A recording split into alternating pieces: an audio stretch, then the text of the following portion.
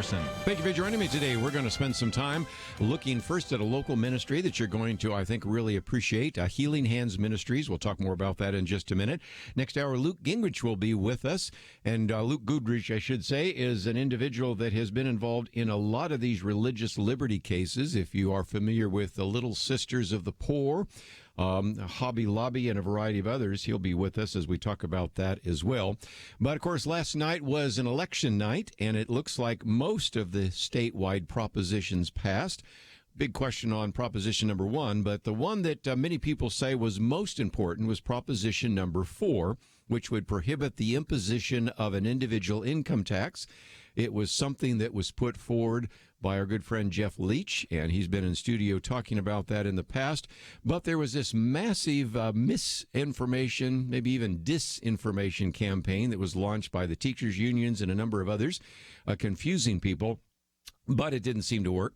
74% of Texans actually voted to ban an income tax. Now, the ban sort of already exists, but this would now require a supermajority to impose an income tax, making it even less likely that we'll have a state income tax. And a little bit later, I want to spend a little bit of time talking about the governor's race in Kentucky. Many people saw that as a bellwether election. It was one which does look like the current governor, Matt Bevin, is going to lose to the Democratic Attorney General, Andy Beshear. And some people say, well, this does not bode well for Donald Trump. Well, Donald Trump and his campaign manager have a few things to say about that. And that is to say that his rally helped 5 of the 6 Kentucky Republicans to win statewide victories. And the president, I love how he says it, just about dragged the governor across the finish line. We'll see where that is. And said Democrats nominated a moderate, whose dad was a moderate, who didn't talk about impeachment or Trump, who acts like a Republican. Talk about Kentucky when an actual Democrat runs. So we'll get into some of that a little bit later. Also, yesterday we posted a piece by Dennis Prager, which we did not have a chance to get to, so you might look at that one on yesterday's broadcast. It is posted there. The left-right divide is about reality itself. But let's, if we can, go in studio here to Janna Gardner. She is a nurse and current president and CEO of Healing Hands Ministries here in Dallas. And Healing Hands is a federally qualified health center that serves medically disadvantaged individuals across Dallas County. And if you've listened to this program, we like to feature those individuals that are helping those who are underserved. And most importantly, because of these faith-based organizations, I think they're much more effective sometimes than government programs. So, Janna, thank you for joining us today here on Point of View. It's my pleasure. Thank you so much for inviting me. We have a link to your website, but for people that are maybe just now taking the time to go to the website, they might say, okay, tell us a little bit about the history and the origin of Healing Hands. I'd be happy to do that. I founded the organization in 2005. The Holy Spirit put a call on my life like has never been put on my life to start the clinic. I had been in corporate health for quite some time, and my husband said, hey, try the school nurse gig. And God used his call to my husband to get me where I needed to be to see the need. And again, it's healinghandsdallas.org. And let's talk about this because we do talk about some that are in our communities that are underserved.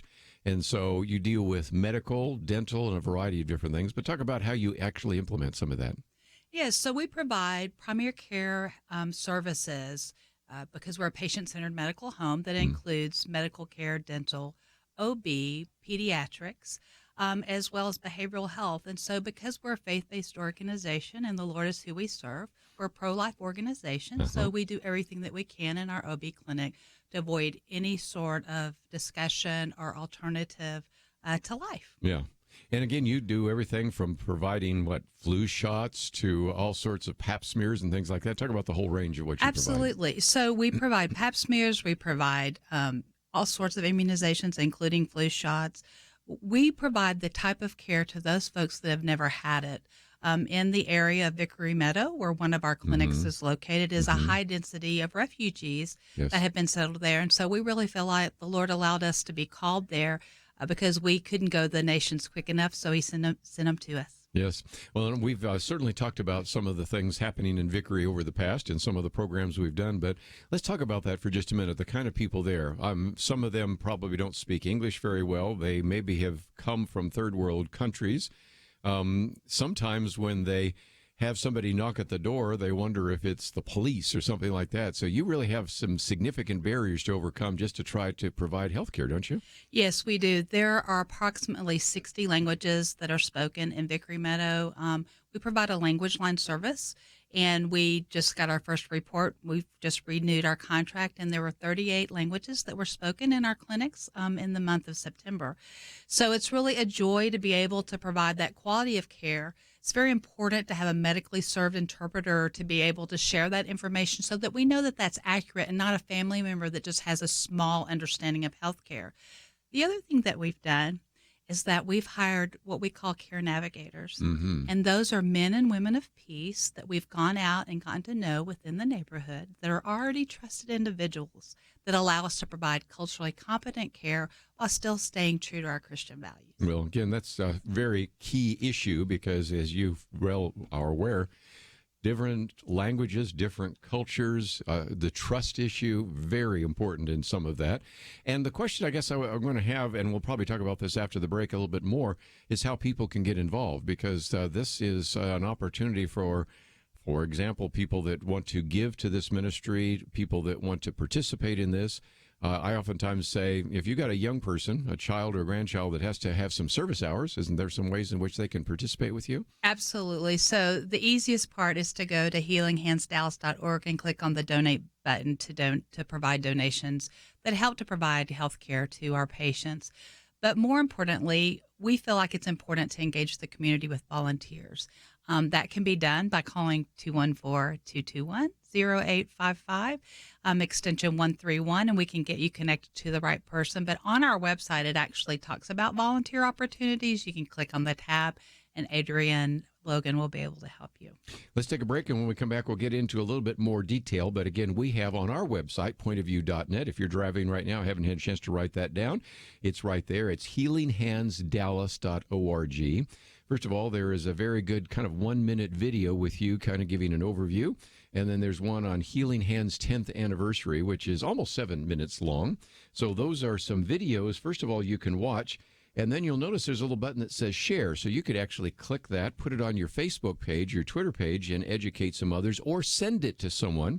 You may be saying, I've never heard about Healing Hands Ministry. Well, that's why we're doing the interview.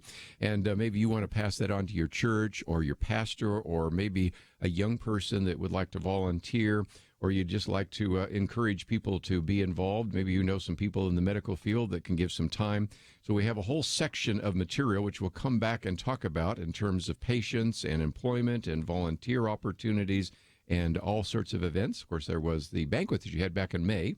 So there are all sorts of ways you can find out a little bit more.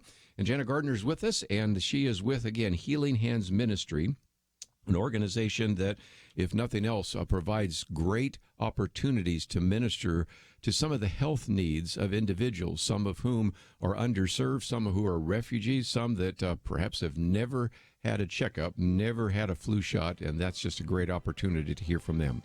So we're going to talk a little bit more about ways in which you can get involved, but visit the website, pointofview.net, or just go to healinghandsdallas.org. We'll be right back.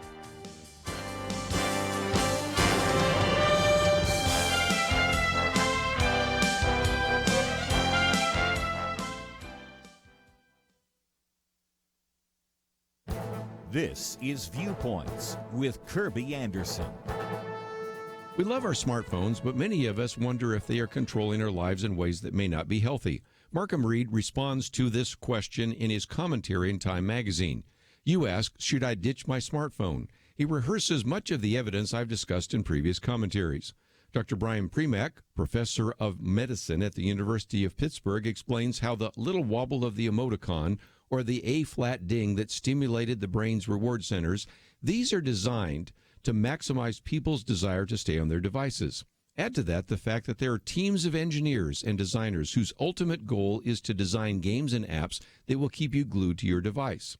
We can look at all the psychological data being recorded or merely use common sense to conclude that spending too much time on these devices is not healthy.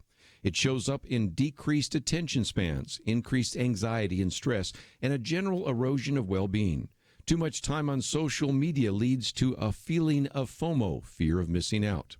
In light of some of these concerns, it has been interesting to observe a movement away from smartphones to dumb phones or light phones. I know of people that have kept their flip phones or decided to opt for a dumb phone that doesn't do too much more than make phone calls. Others are considering a light phone that may have a few additional features like texting, an alarm clock, or a driving app. These features may be exactly what parents desire for their children. They can give their kids a phone so they can call, but prevent them from seeing everything on the internet and protect them from cyberbullies. That is why we may see more adults and parents of kids opting for something other than a smartphone. I'm Kerby Anderson, and that's my point of view. For a free copy of Kerby's booklet, A Biblical View on Anti-Semitism, go to viewpoints.info/anti-Semitism. Viewpoints.info/anti-Semitism.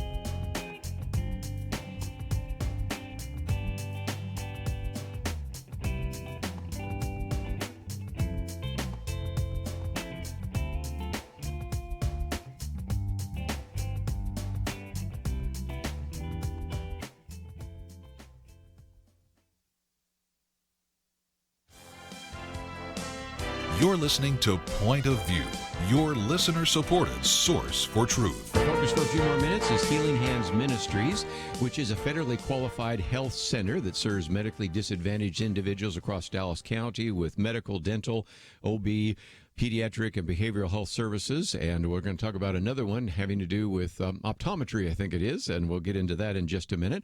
I might just mention that she is a registered nurse, and also her and her husband are members of Park Cities Baptist Church. And even as I'm looking at some of the pictures there's a picture of you with the mayor, a picture with Neil Toma at Northwest Bible Church. He's been on the program with us before, and a variety of other individuals that have worked in Vickery and other places. So there are some great ways for people to participate.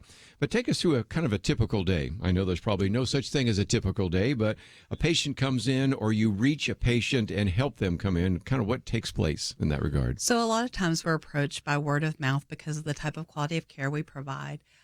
Someone that's an eligible patient will come in. They'll go to our enrollment office. They'll talk about what their needs are, and we'll understand what their finances are so that we can provide culturally competent care in a manner that's affordable. And we have a sliding fee discount based on someone's ability to pay. And then once they're enrolled there, we'll make an appointment. Sometimes we can go ahead and do a same-day appointment and go ahead and get them seen by the physician or nurse practitioner or dentist, whatever the case is.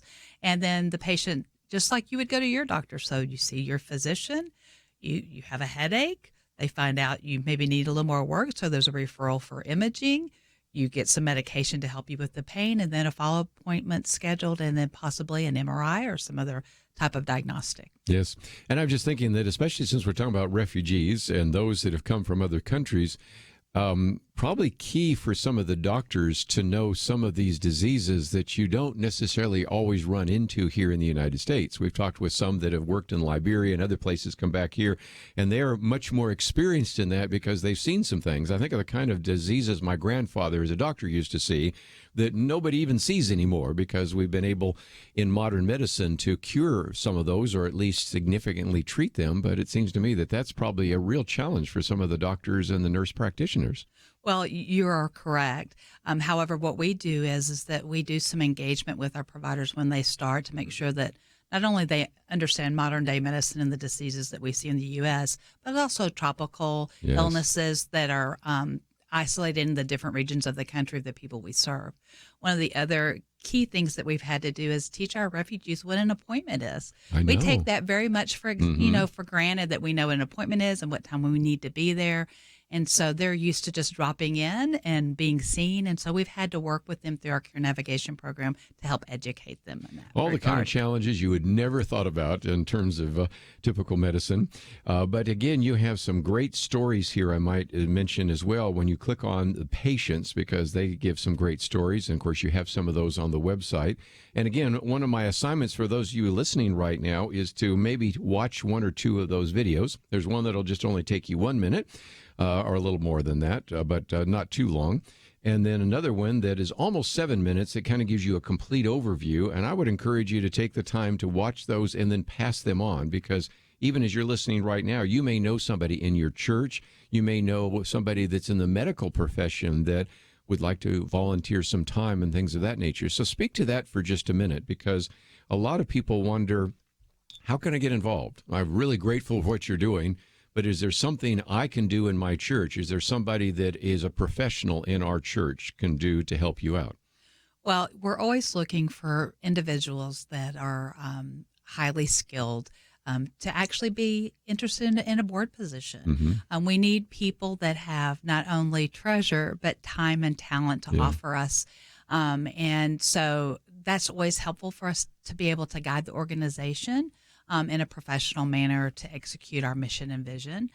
The other thing is that we do special events. So one of the things that's highlighted on the website is our back to school bash, which is typically in the summer, but we do free sports physicals and offer free immunization. So we're always needing physicians to volunteer in that capacity. And then also we have opportunities for nurses and even someone that maybe not be from a medical background. Possibly they just love this people group and they want to come in and serve through our community cafe. And our community cafe is an opportunity to provide coffee, conversation, and prayer to those that are in need. Well, so again, just anybody can get involved. And again, it reminds me of some of the other centers we've highlighted where if you have expertise, we need you. But if you don't have expertise, but you have a giving heart, that's reason enough to get involved, right? Absolutely. Well, what does it look like for someone to actually participate with you? I mean, I think some people might say, okay, do I fill out the application? Is there a doctrinal statement? You know, what are the kind of the elements and the steps that they need to take involved? So they would connect with Adrienne Logan. Adrienne does an orientation. She completes an application and a background check to make sure that our patients are safe, because we do work with children, yes, as well as adults. And then we do a questionnaire to identify the skill set of an individual, because anytime someone gives of their time, they want that to be meaningful. So to be stuck in the closet sorting something, if really you want to be in that up close and personal opportunity of being with our patients, some people might be more suited to be in community cafe. And so possibly they just want to offer a smile and pour a cup of coffee and sit and listen. Yes. Let's, if we can, talk about some of the giving. We've talked about your time and your talent, and that's certainly very significant. But I noticed you were writing down a few here, and when I actually saw that you, on one of the videos, kind of break down, if you will, a gift table, a gift of a certain amount can do these kinds of things. Can you kind of walk us through a few of those? Absolutely. So $100 will provide 4 flu shots to our patients. A $250 gift will provide 2 dental appointments, which is much more expensive when you're doing a crown, a bridge, a root canal, rather than a simple extraction or filling. Sure. $500 will provide 16 medical appointments. So that touches 16 lives. And then $1,000 will provide 32 medical appointments, which would touch 32 lives. So again, just some great opportunities. But I did mention something about eyesight. So let's talk about that. That's your latest one, isn't it? Yes. So we're super excited. We just received a grant from a private foundation recently that's going to allow us to launch our optometry services. And so very good. Our tagline is 2020 and 2020. And so this grant will allow us to hire a full-time optometrist and a medical assistant and be able to provide eye care. And so if you think about it and break it down, because again, we take our eyesight for granted. So if you can't see, you can't learn in school. And if you can't learn, you can't advance your education and break the cycle of poverty. So we feel like that for children and even our seniors that may not be able to afford a more expensive care, it's very important for us to provide that access. Well, again, just some great opportunities. Let me again just remind you of all the material we have on the website. In case you're driving right now and don't have a chance to write it down, we have a link to healinghandsdallas.org. And if you go there, you can then find that there's some information, obviously, about Janna and the other staff. Then there's some material about patients. North Texas Giving Day is already passed, but we'll certainly take your gifts. Employment, volunteer, news, and events. And even though you don't have another one of these luncheons till next May, would you be open to the idea of maybe somebody inviting you into their home and gathering a group of individuals, or maybe going and speaking at a church and talking about some of these ministry opportunities? It would really be my pleasure to do that. That's near and dear to my heart. It's one of the best parts of my job other than serving our patients. It would be my privilege and pleasure to do that. And easily you can contact us through the contacts that are on the website. And again, let me just mention, I know some of you have children or grandchildren that are looking for service hours.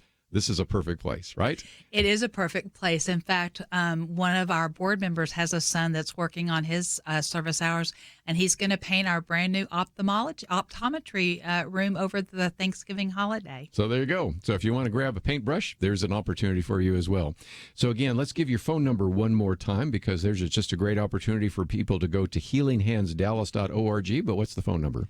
214-221-0855, extension 131. Very good. Janna, thank you for joining us. I know it was a busy morning for you, but I appreciate you giving us a half an hour. And if nothing else, we wanted people to know about this and really want people to connect up with you. And thank you so very much. And thank your husband for giving you the vision to go do this in the first place. I will. Thank you, sir. Yes. Well, let's take a break. When we come back, we'll get back into some of the news cycle, but we like to, from time to time, highlight these various faith-based organizations. I've said so many times that I think they're much more effective because they address more than just the economic issues, because that's really all government can do. But there are social, cultural, and especially spiritual issues that faith-based organizations can address. And I think Janna is a good example of this with Healing Hands Ministries and many of the others. They're more effective. I think they're having a great impact, and they're really the hands and feet of Jesus. So that's one of the reasons why we wanted to feature, again, healinghandsdallas.org. And you can go to the website, and if you don't have a chance to write that down, it will be on the website. And I encourage you to watch those videos and pass them on to somebody else that didn't hear this interview, and then we'll maybe double the impact. Let's take a break. We'll get back into the news cycle. All that coming up right after this.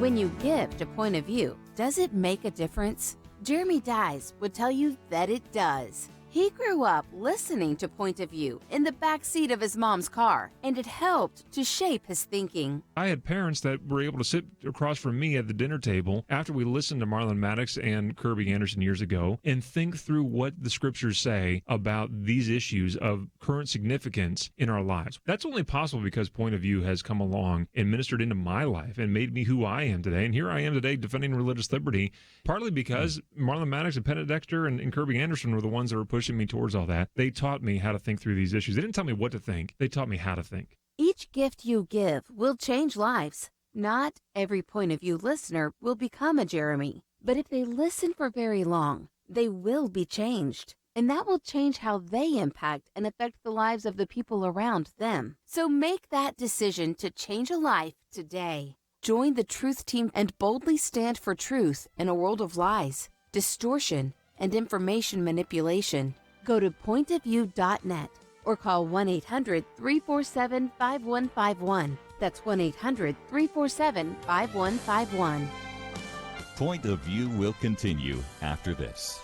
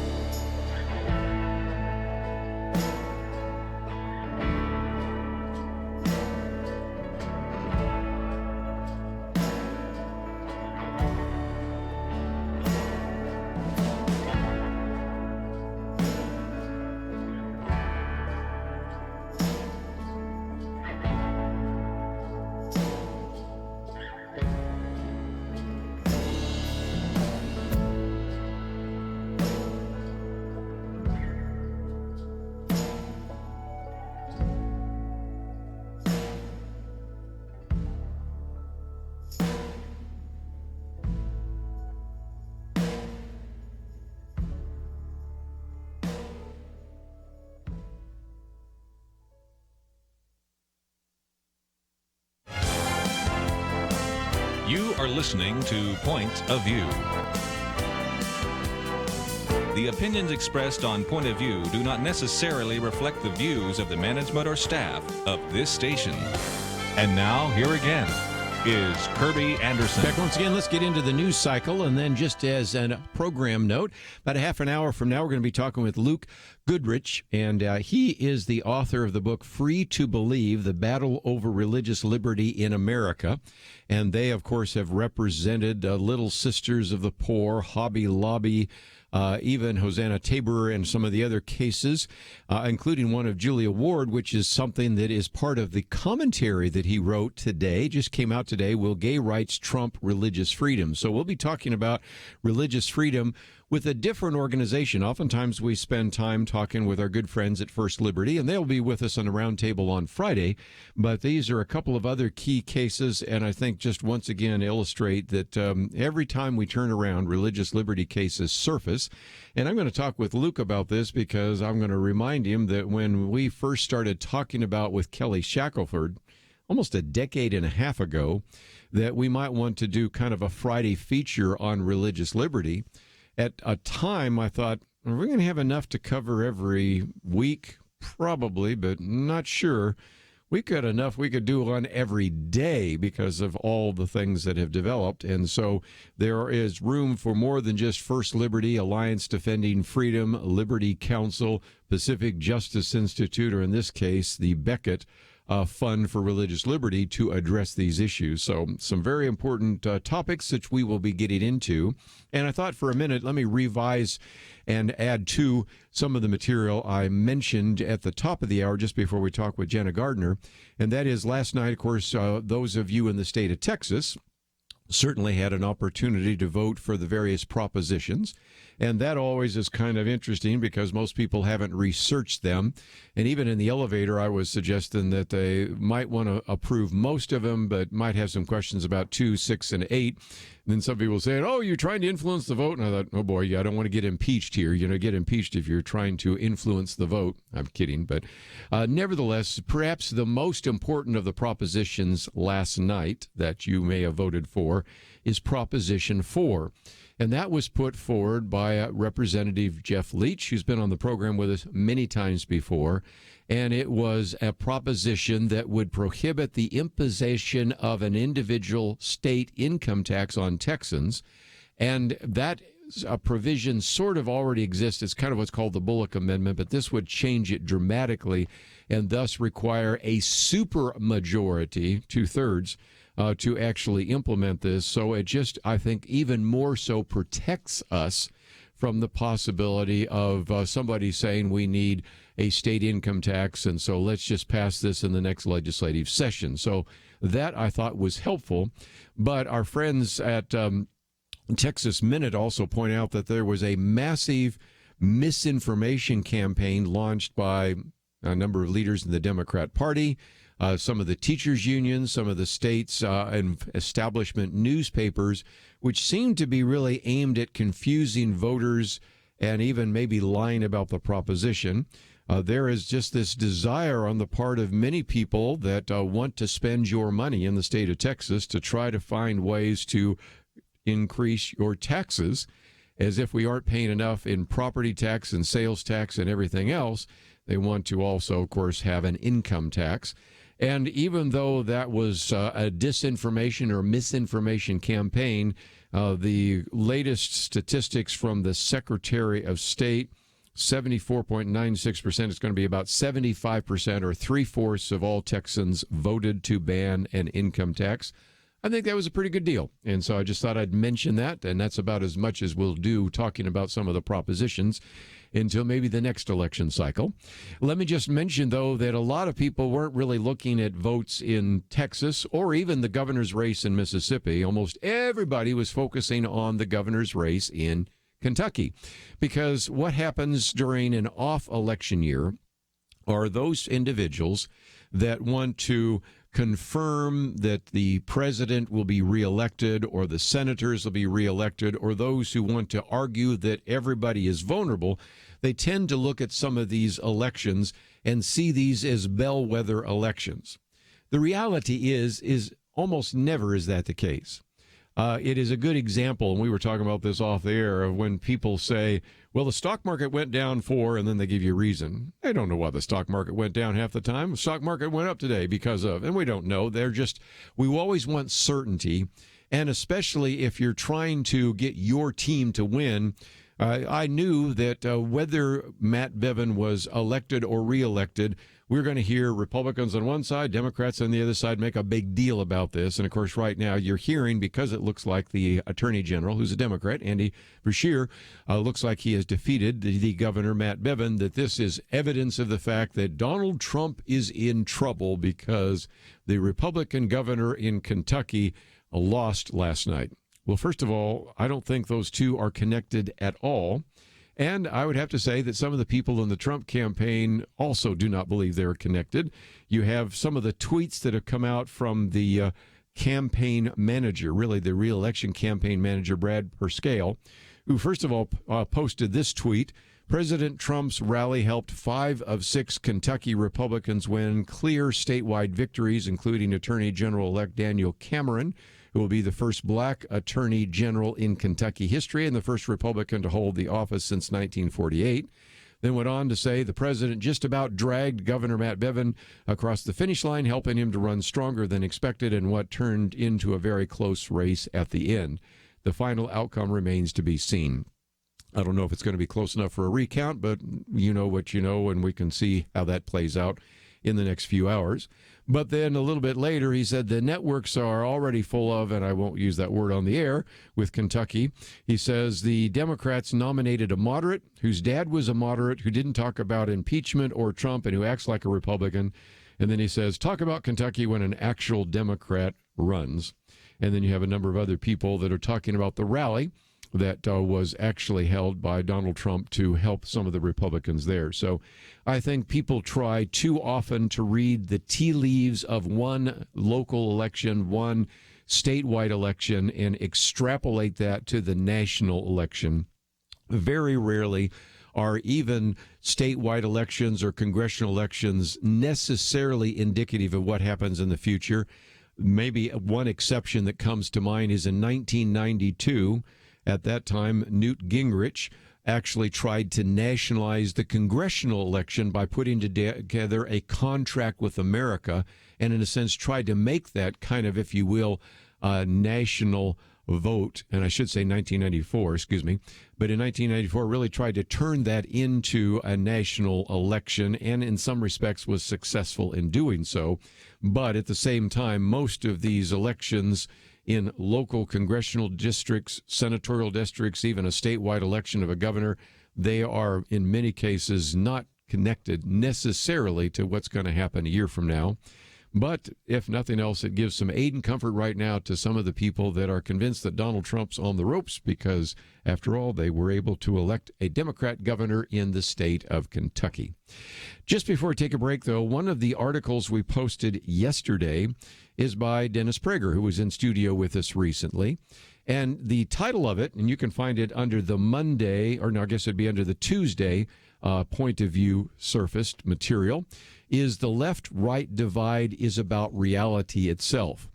And he argues that the difference between the left and the right, between leftists and, say, conservatives, is unbridgeable, and he says for 3 reasons. Reason number 1, we're divided by our vision of what we want America to be. And number 2, we are divided by the means that we want to achieve it. And he agrees with both of those points, but his major point, which is almost instantaneously brought up in the column, which he writes about the rest of the time, is third, and perhaps most troubling, there's a reality perception divide.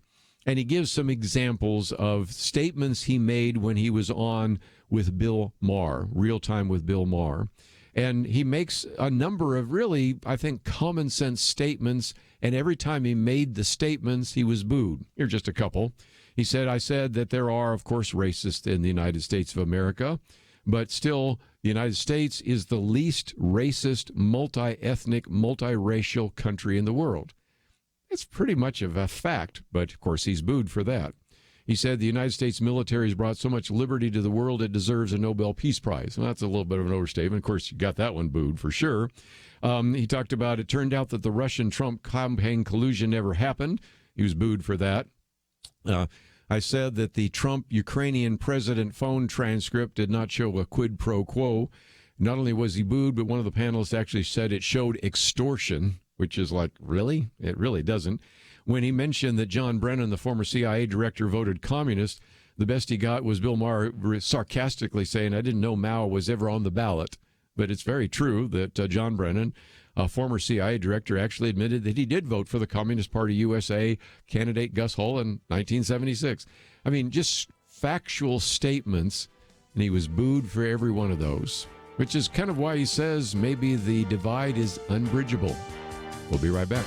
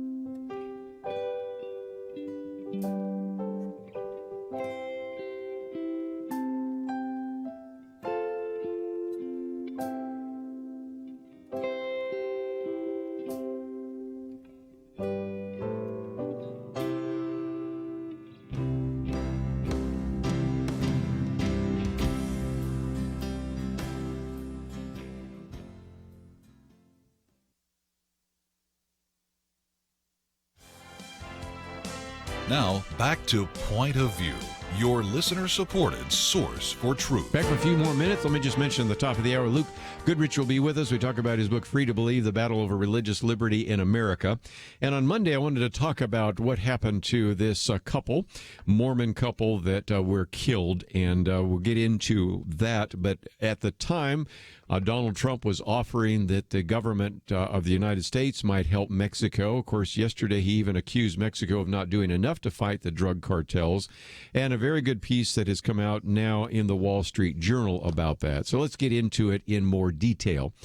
First of all, of course, we are aware of the fact that on Monday we have a slaughter, just a whole-scale slaughter of 3 Mormon women and 6 children. all American citizens who were longtime residents of Mexico, and just reminding us again of what is happening at our border. President Donald Trump yesterday accused Mexico of not doing enough to fight drug cartels, calling for the country to wage war in the wake of this attack, and offering, of course, even government help if necessary. He said this is time for Mexico, with the help of the United States, to wage war on the drug cartels and wipe them off the face of the earth. We merely await a call from your great new president. So again, he put the onus on the new president there in Mexico to do so.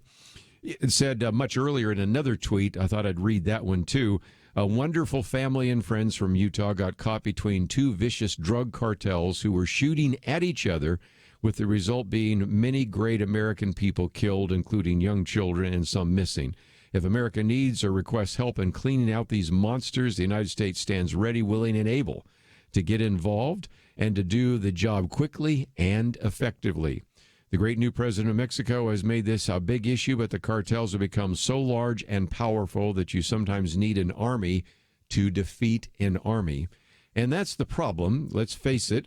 The drug cartels have, in some respects, better equipment, more manpower, and are maybe intimidating even more significantly than the Mexican police. So this is a challenge for certain. But let's get into this in a little bit more detail. Now, there's some people that have said this might have been a case of mistaken identity.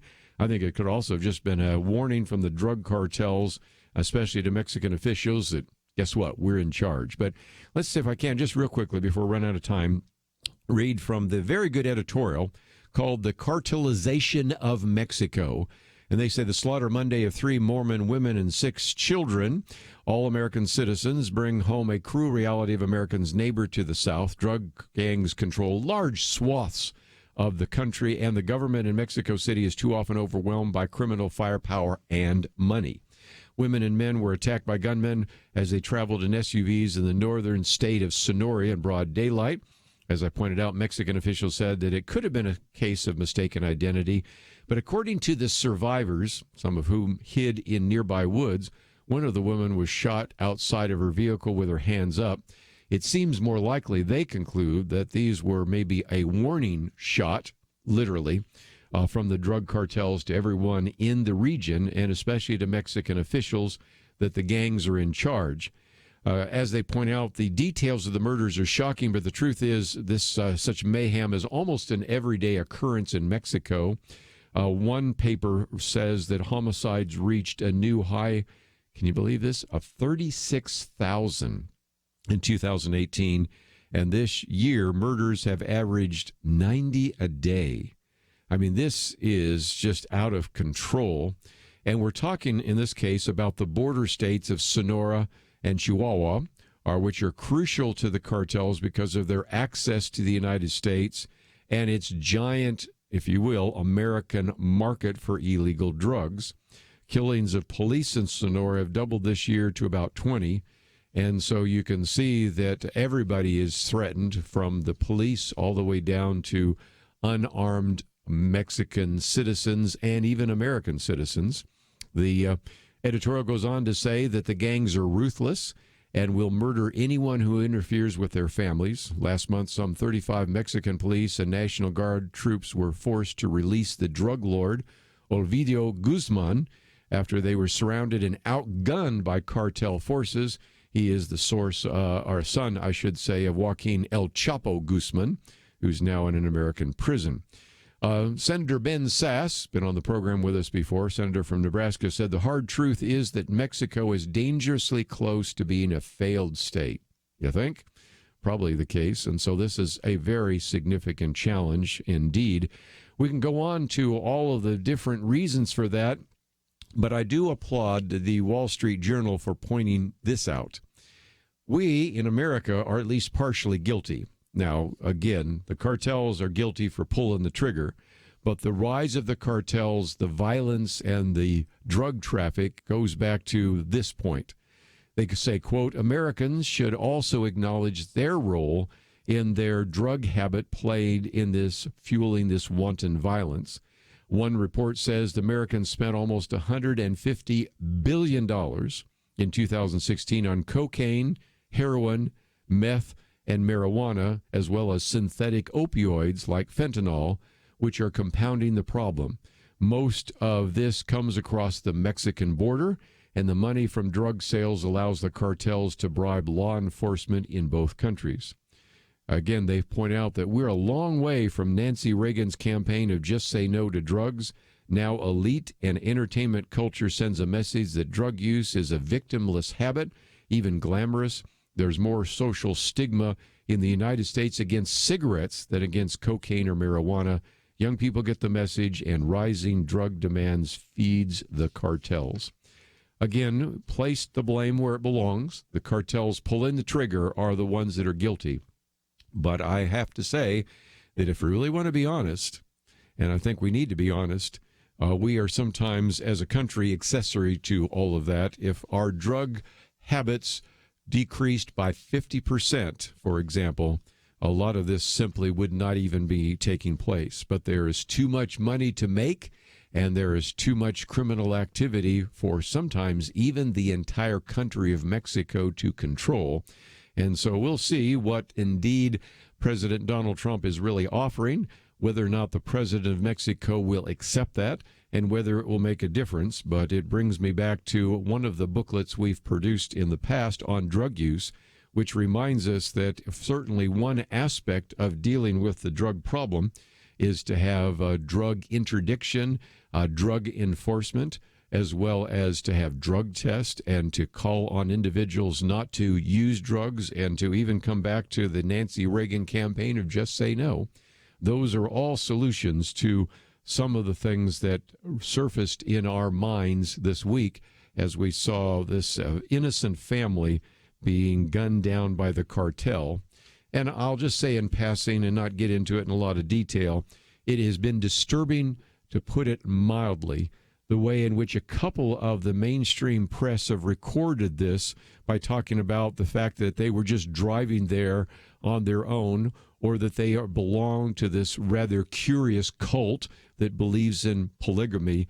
The way it was written almost made it sound like it served them right for being killed. And I just can't even understand a writer writing it in that way. But nevertheless, you can go and find some of those articles out there, which I think are just reprehensible as well. So that's all we're going to say about this, but we'll be watching what happens in the cartels and the drug cartels, what the president will offer, whether Mexico will accept that. And that's just another very important issue that we will be following here on Point of View. When we come back, what we're going to be following is the incredible victories that have taken place in the area of religious liberty. Many of those victories have come at the hands of the good work of the Becket Fund for Religious Liberty. So we're going to be talking with Luke Goodrich about his book, Free to Believe, The Battle Over Religious Liberty in America. And I think it will be an encouragement to you, and also an opportunity for you to call with your comments or questions. Let's take a break. We'll come back right after these important messages. We live in a digital generation. Point of View is reaching this often overly plugged-in generation with truth. You can keep up with us 24 hours a day using your phone, your tablet, your laptop, or your desktop. Search for the Point of View radio talk show on Facebook, where you can keep up with today's issues, learn about current and upcoming guests by liking us on Facebook. Also, follow us on Twitter. Our handle is @PointOfViewRTS. That stands for Point of View Radio Talk Show. Learn, interact, make a difference with Point of View using new media. And here's one way you can make a big difference. Help us increase our reach by spreading the word among your friends. Share a Facebook post. Tag us in a tweet. With enough joining us to plant seeds, we'll see a tremendous harvest. Come on, it only takes a minute. Search for Point of View Radio Talk Show on Facebook, @Point of View RTS on Twitter, and subscribe to the Point of View Radio Talk Show channel on YouTube. Learn, interact, share. The Point of View Radio Talk Show. Point of View will continue after this.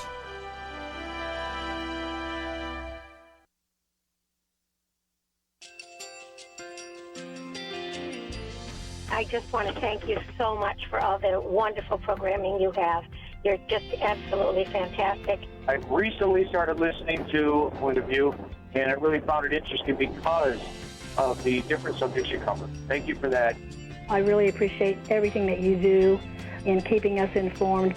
Thank you, Kerby, for everything that you have been doing.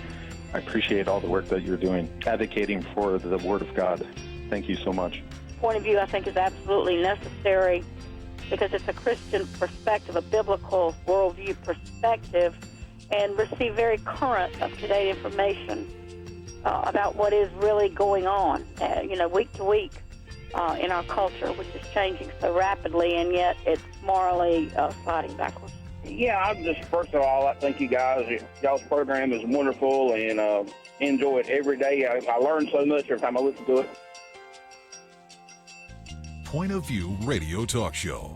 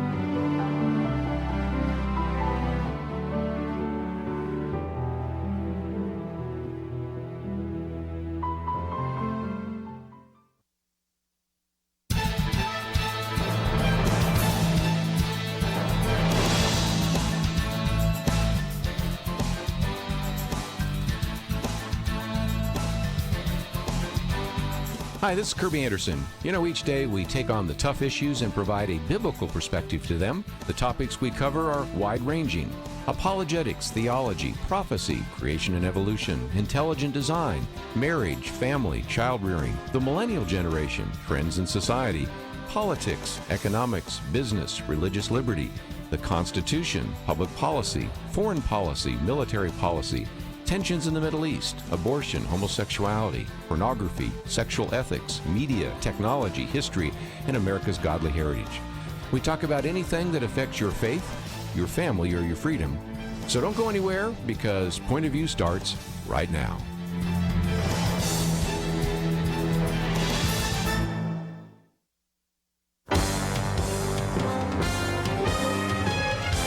Across America, live. This is Point of View.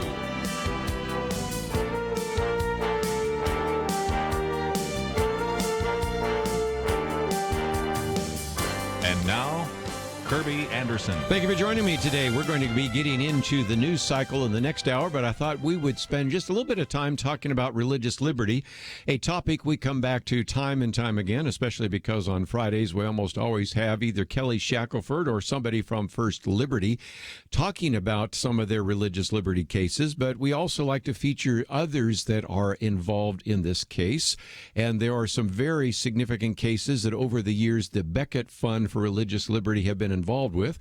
For example, Little Sisters of the Poor, Hobby Lobby, and others that you would be familiar with, including a number of other cases we've talked about that are also of relevance. So we wanted to spend some time talking about this book, Free to Believe, The Battle Over Religious Liberty. It is written by Luke Goodrich. He is the Vice President and Senior Counsel at the Becket Fund for Religious Liberty. We're going to get into a variety of different issues from the book, but we've also posted a column that came out today, which is actually excerpt from the book, Will Gay Rights Trump Religious Freedom? And that is certainly something we have found our conversations heading into many times. So a lot of great material. We have information about the book on our website. We have the column there. And most importantly, we welcome now to the microphone Luke. So thank you for joining us today here on Point of View. Hey, Kerby. Thanks so much for having me. Appreciate the good work that your organization over the years have done. We'll certainly talk about some of these high-profile cases because those are very significant.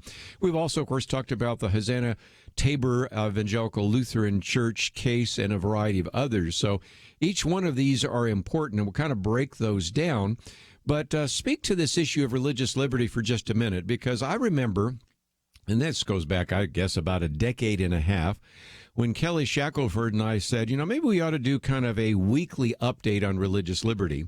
And I'll be honest with you, at the time I was thinking, do we have enough to cover every week? I think we could cover it every single day and never cover all the cases, because not just the federal ones, but everything from zoning to subpoena of sermons, to just the incredible attack on bakers, photographers, videographers. I mean, you just go down the list. This whole area of religious liberty has expanded dramatically, hasn't it?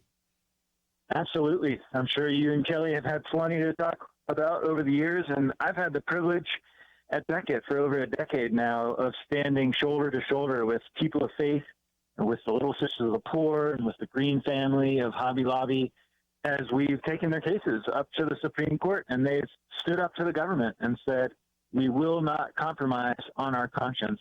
But you're absolutely right. There are increasingly frequent and increasingly severe religious freedom conflicts happening right now all across the country, and that's a large part of why I wrote Free to Believe, to help ordinary Christians understand why religious freedom matters, how it's threatened, and how we can respond confidently in light of the gospel. Might just mention it's about 200 pages, published by our good friends at Multnomah. It breaks down into what is religious freedom, so we're going to spend some time talking about that. Then what are some of the most serious threats and what can be done.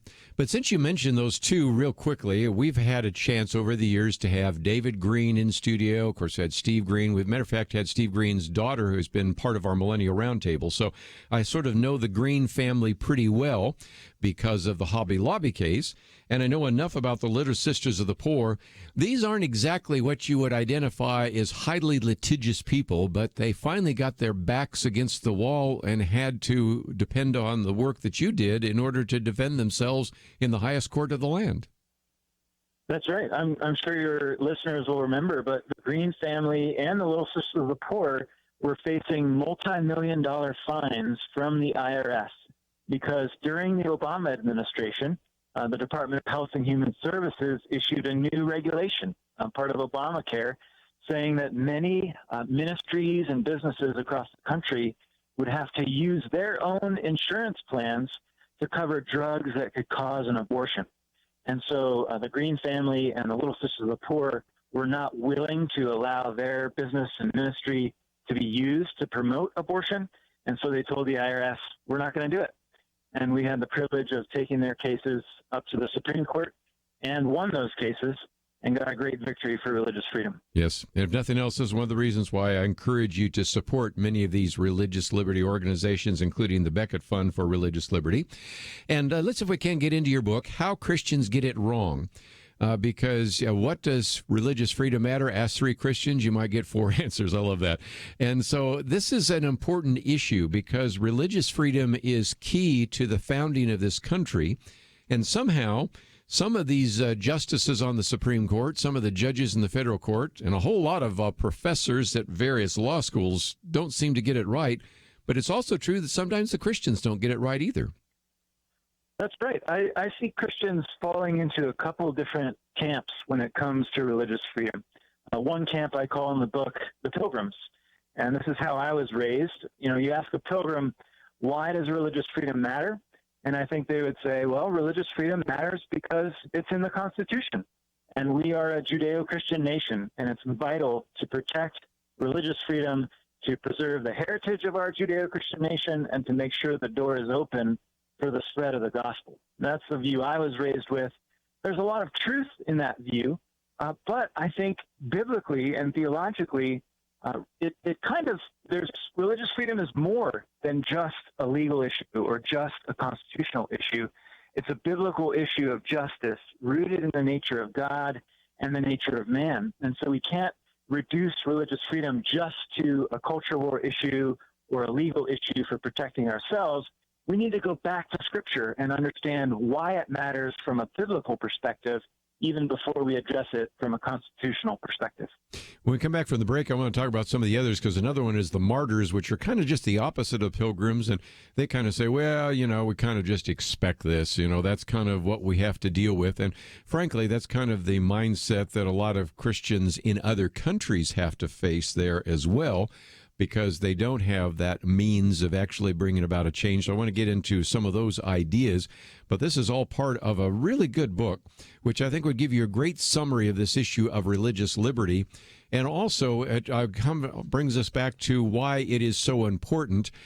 Commentary that I've quoted and actually will run next week is based upon this wonderful speech that was given by the Attorney General, William Barr, at Notre Dame, in which he was really arguing, and I think very effectively so, that religious liberty is so key if we're going to have a republic that wants to maintain moral discipline and virtue that comes from religious ideas. And so there are some tremendous benefits to religious liberty.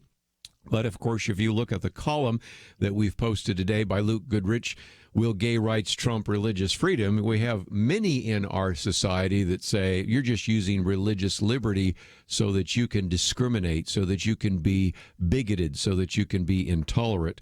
So this is why this book and the material that is available through the Becket Fund for Religious Liberty is so key. So let's take a break.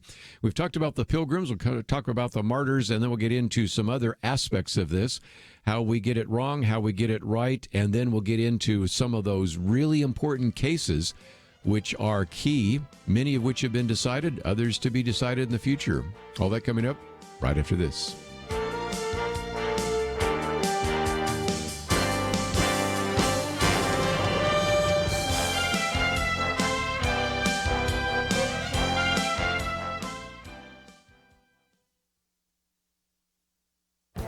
This is Viewpoints with Kerby Anderson. We love our smartphones, but many of us wonder if they are controlling our lives in ways that may not be healthy. Markham Reed responds to this question in his commentary in Time magazine. You ask, should I ditch my smartphone? He rehearses much of the evidence I've discussed in previous commentaries.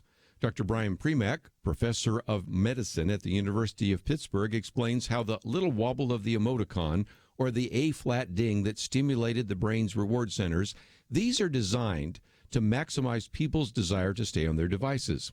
Add to that the fact that there are teams of engineers and designers whose ultimate goal is to design games and apps that will keep you glued to your device.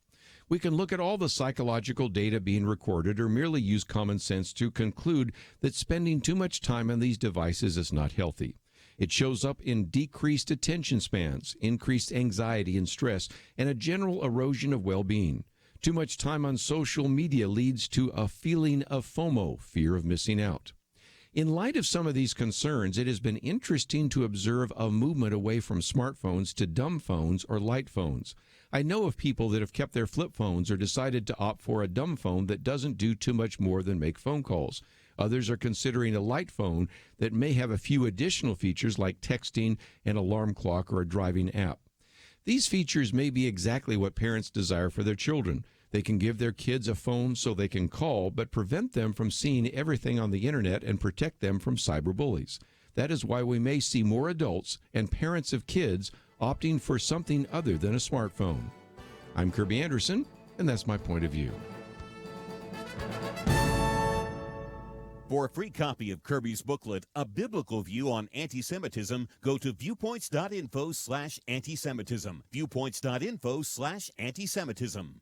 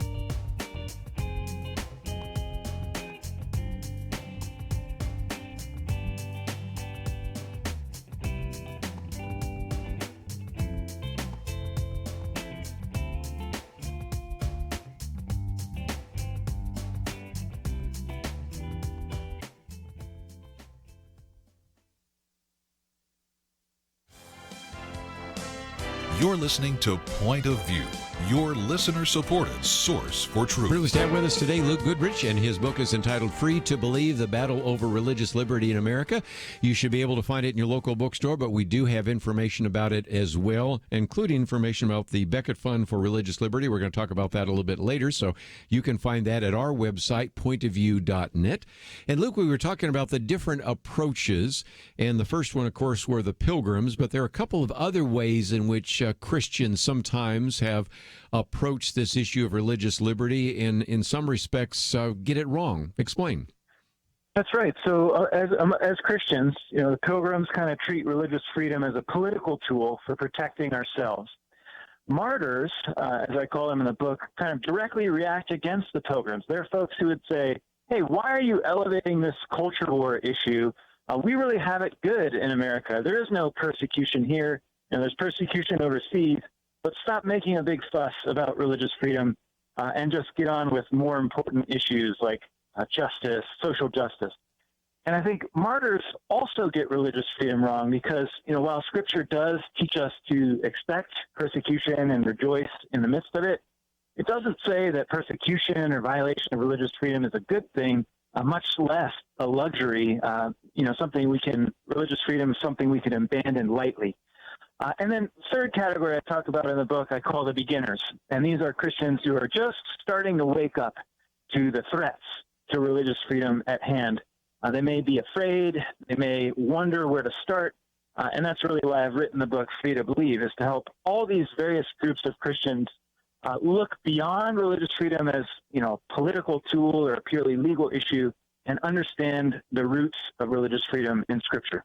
One of the things you talk about is certainly how we get it right, and we can get into that, but I think some of that you see when we get into your section on how to persuade others, because part of the problem is that not only do Christians get it wrong, a lot of our friends get it wrong. I was at an event last night and where Colonel Alan West, who I suspect you know, was talking about speaking in a classroom, and one of the students was complaining at that time when he was a member of Congress that he talks about his faith, and that is, of course, an obvious violation of the separation of church and state. And so he pulls out his pocket Constitution out of the vest pocket and says, "Can you show me where you find that?" "Oh, it's in the First Amendment." "Well, could you read the First Amendment?" And really very quickly kind of challenging him. And there is a need to persuade because, as you well know, there was a time if you were standing for religious liberty, people put you in the same camp as people like fighting for civil rights. Now there are a number that are putting you more into the camp of, oh, you're just using that because you don't like LGBT people or the LGBTQ agenda or something of that nature. So there is more of a need to persuade people than ever before, don't you think? Absolutely. And so in my book, Free to Believe, I lay out the biblical case for religious freedom. But then I also point out, as Christians, a lot of people in society don't accept the Bible. They don't accept Scripture as an authority. So we need to be prepared to make the case for religious freedom for people who reject Scripture. And I offer three main arguments that we as Christians can use to persuade others to care about religious freedom. The first one is that religious freedom benefits society. And this is something that Attorney General Barr brought up in his recent speech, that really as a self-government in America, we need moral virtue in order to sustain self-government. And moral virtue is produced by religion. And so by protecting religious freedom, we allow religion to flourish, and it produces the moral virtue necessary for self-government. We see that throughout society in schools, hospitals, nursing homes, orphanages. And these are all things that have been driven historically by religious sentiment. Religious freedom also protects dissent and diversity and reduces social conflict. So religious freedom has a huge benefit for society. The second reason that everyone should care about religious freedom is that it really is the source of all of our other rights. And it is this because the fundamental premise of religious freedom is that there is something higher than the government, that the government can't take away. And that premise underlying religious freedom also underlies the freedom of speech, freedom of assembly, freedom from unlawful search and seizure, and freedom from cruel and unusual punishment. It's the idea that religious freedom imposes a limit on government that is essential for protecting all of our other rights. And then the third argument for why everyone should care about religious freedom is that religious freedom is a fundamental human right rooted in who we are as human beings. And you don't have to believe the Bible to believe that. Just philosophically, we can see that all human beings are born with a religious impulse, this thirst for transcendent truth. But by its very nature, we can't act on that religious impulse under coercion. We can only do it freely as a matter of conscience. And so when the government uses its coercive power to force us to violate our conscience, it's really violating who we are as human beings and violating a fundamental human right. So everyone should care about religious freedom because it's rooted in who we are as human beings. And one of the value of using that idea of religious freedom benefits society, which of course is the Attorney General Barr comments, and then religious freedom protects our other rights, is that I find how that works in the kind of the public arena. I've had individuals say to us, even on this program sometimes, but certainly in various conversations, I'm not really a religious guy like you, but I recognize that if you lose your rights, I lose my rights. In other words, there's a kind of a sense in which, even though I'm not religious, we're all in the same boat, because once you start taking away one set of rights, all the others fall pretty quickly as well. And so that is the kind of argument that you can make even with your friends that maybe are enamored by the ACLU or people for the separation of church and state or Freedom from Religion Foundation, unless they're just really dogmatic ideologues. you can help them sometimes see that this religious freedom issue is just not so I get my rights. It's so that all of us have the freedom of conscience. And as soon as you head down the wrong road, it's really dangerous. And a good example of that is we've been following the story of the T-shirt printer in Kentucky, who's even had one lesbian T-shirt printer in New Jersey who's a lesbian say, you know, I really don't want you to lose your right to say no to what you might print on a T-shirt, because I could see how this would come back and harm me as well. So sometimes helping people see beyond the fact that this is not just special pleading for Christian rights, but all of us are in the same boat. And once you start losing your rights, all the others disappear pretty quickly. And that's not a good thing for any of us. Absolutely. I think there's powerful argument to be made about how religious freedom, if the government can invade the realm of conscience, there's no realm that it can't invade, and it can take away all of our other rights. Another important argument, I think, is illustrated by one of my current cases. We're representing a religious ministry in Philadelphia, and for over 100 years, this ministry has been recruiting loving families to provide homes for foster children, and they're doing a great job of this. The city of Philadelphia recently decided to shut this ministry down because they don't place children in the homes of same-sex couples.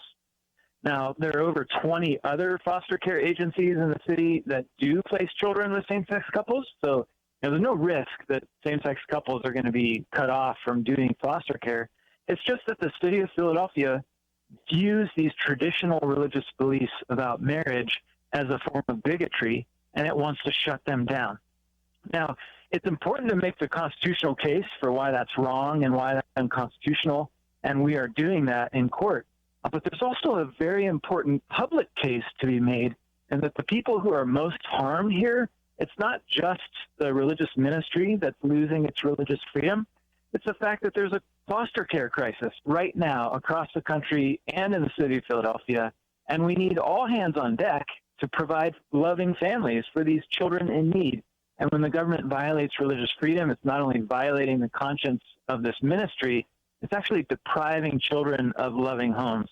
Sure. And that holds true across a range of religious freedom issues, where when the government attacks various Christian ministries, the ones who are harmed are the neediest members of society. And again, the extreme we've talked about in the past, you know, after they legalized same-sex marriage in the Commonwealth of Massachusetts, shut down Catholic Charities, which had been providing those homes for years and would refer willingly to some place if they wanted to actually be a lesbian couple or homosexual couple adopt a child. But nope, that was not good enough. They had to close it down, which is why I'm starting to see sort of a backlash to some of the LGBTQ community. Because before it was like, well, we just want the freedom to get married. You know, this is just a question about equality. Now, when they start seeing various organizations acting like bullies, a lot of people are saying, wait a minute, I didn't know that's where we were headed. So it illustrates, again, this issue of religious liberty. But we need to take a break. And when we come back, we'll spend some more time talking about the Becket Fund for Religious Liberty. We'll get into a couple of the key issues that they have been involved with and talk about this battle over religious liberty. And if you'd like to know more, this book should be available in your local bookstore. But if not, it's published by Multnomah. We have a link so you can get it in paperback or Kindle, and also that you can find out more about the Becket Fund for Religious Liberty. That's all available at our website, pointofview.net. We'll be right back. There's an old saying that the first casualty in war is truth. Maybe that helps you understand what's happening in America right now. Thankfully, it's not a war with bullets, but there is a war for control. Control of the country and control of your pocketbook. Truth is under fire, but you can help turn the tide by supporting truth. Join the Truth Team at Point of View Radio. Learn how you can make a difference at pointofview.net/team or call 800-347-5151. Don't let truth become a casualty on your watch. Pointofview.net/team and 800-347-5151. So what would you do with an extra $500 a month in your budget? Pay off loans, save it, do something fun? Well, it's something you may need to think about if you become a member of MetaShare MediShare is a Christian healthcare sharing ministry, and it works. You can save big time on your healthcare costs, and you don't have to pay for things you don't believe in either. Find out more. Call 855-SHARE-40. That's 855-SHARE-40. 855-SHARE-40. Point of View will continue after this.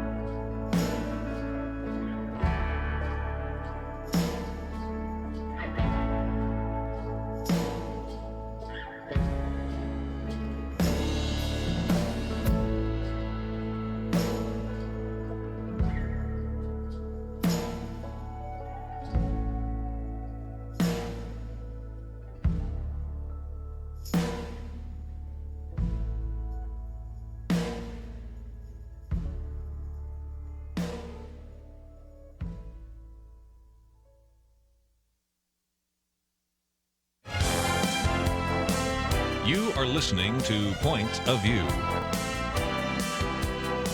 The opinions expressed on Point of View do not necessarily reflect the views of the management or staff of this station.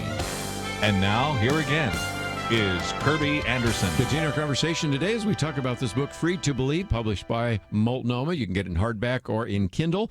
And it, again, is probably available in your local bookstore, but we have some links there as well.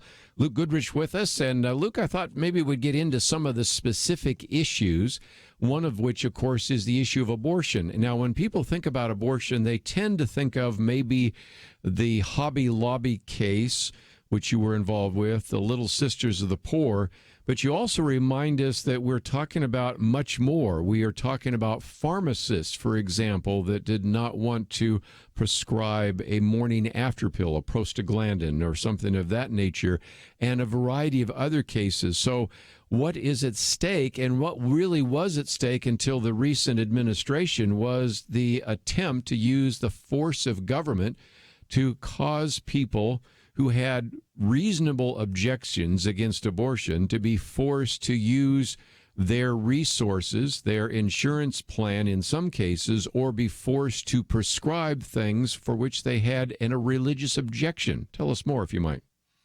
That's right. So there's a strong cultural current today. You see it in Planned Parenthood and other pro-abortion activists, that it's not enough for abortion to be legal versus under Roe versus Wade.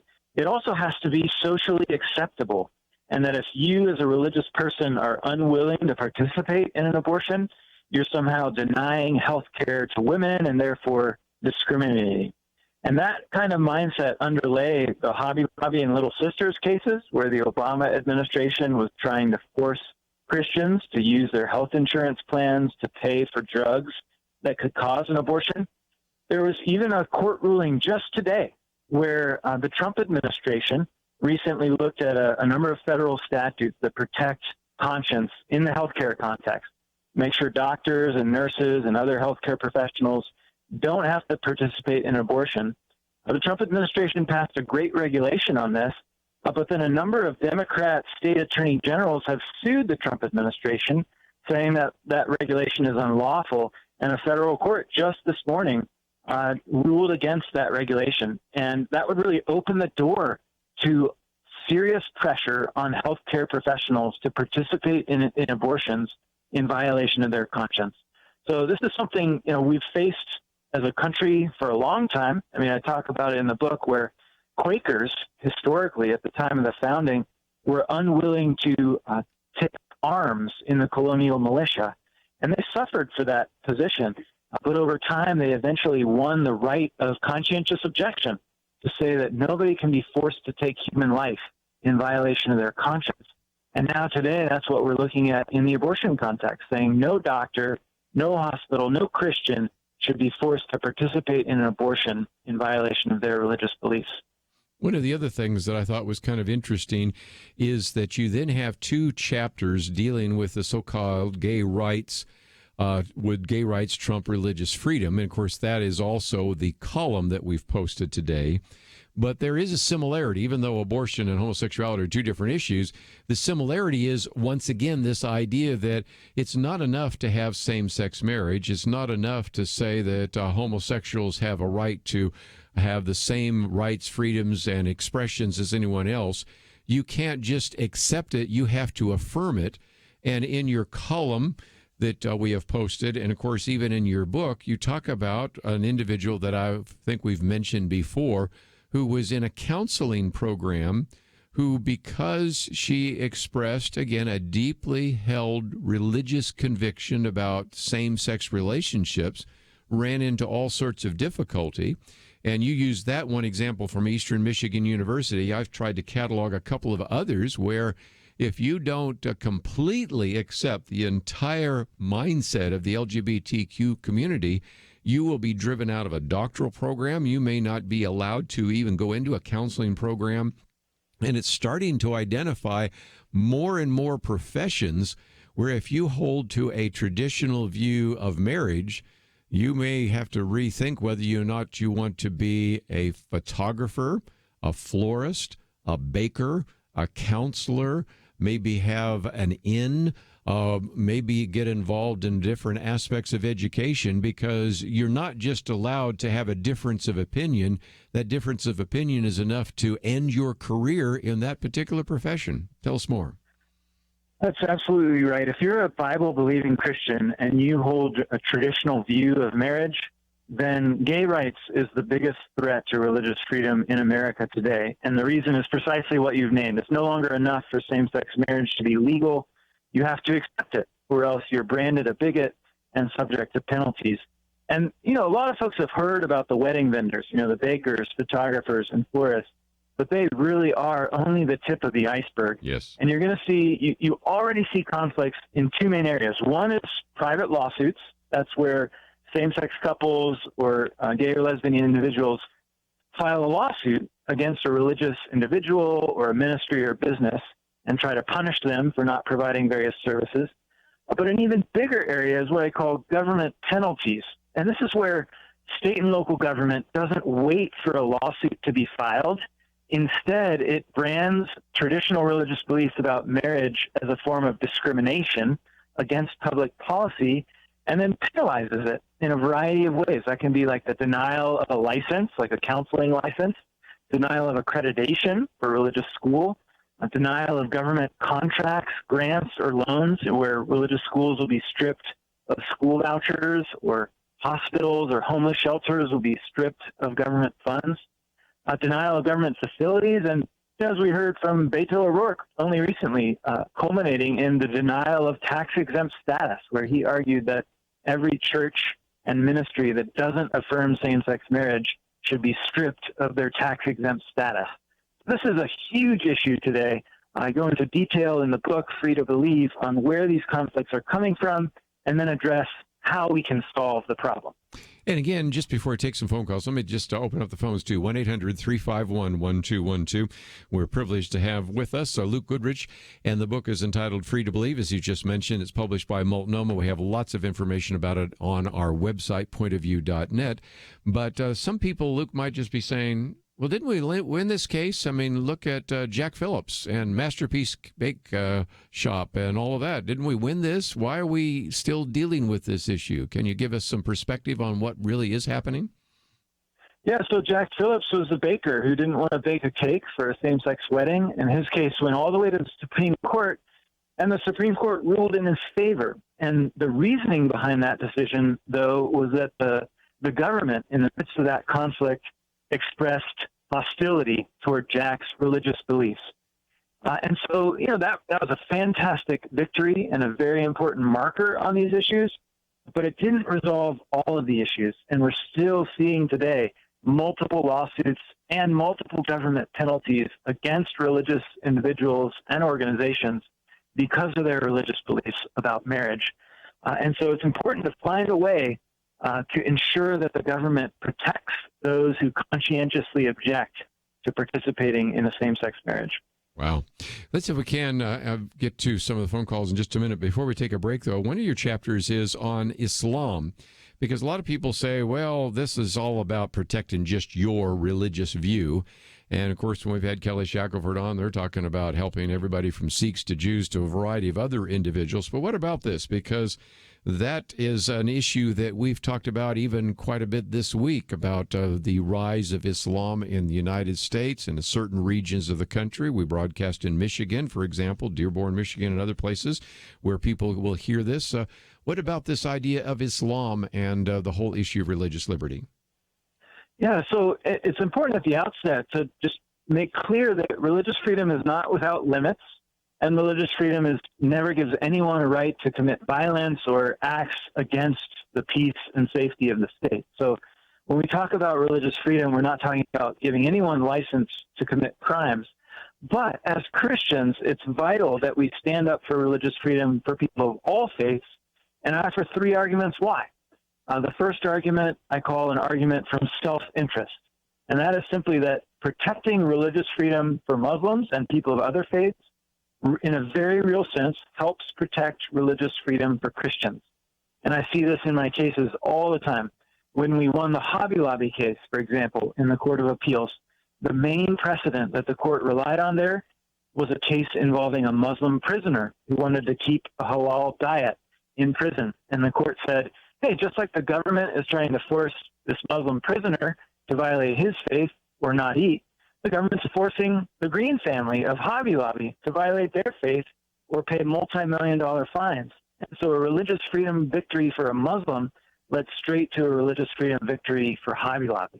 Let me jump So in real quickly sense, because I want to take the other two arguments, but I had one of those mandatory breaks. But one was an argument from self-interest.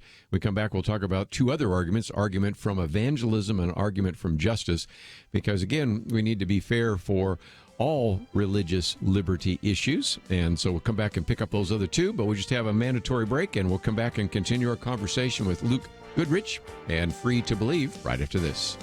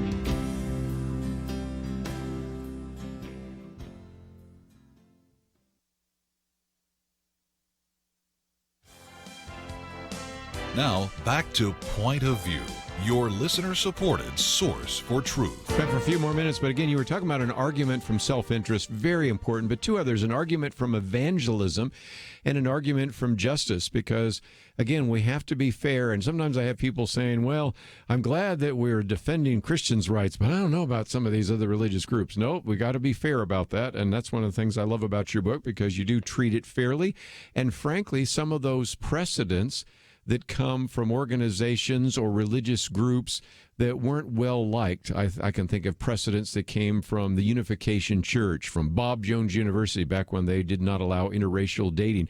Those come back to haunt us. So we have to play it fair across the board, and those precedents then allow us to establish religious liberty for all of us.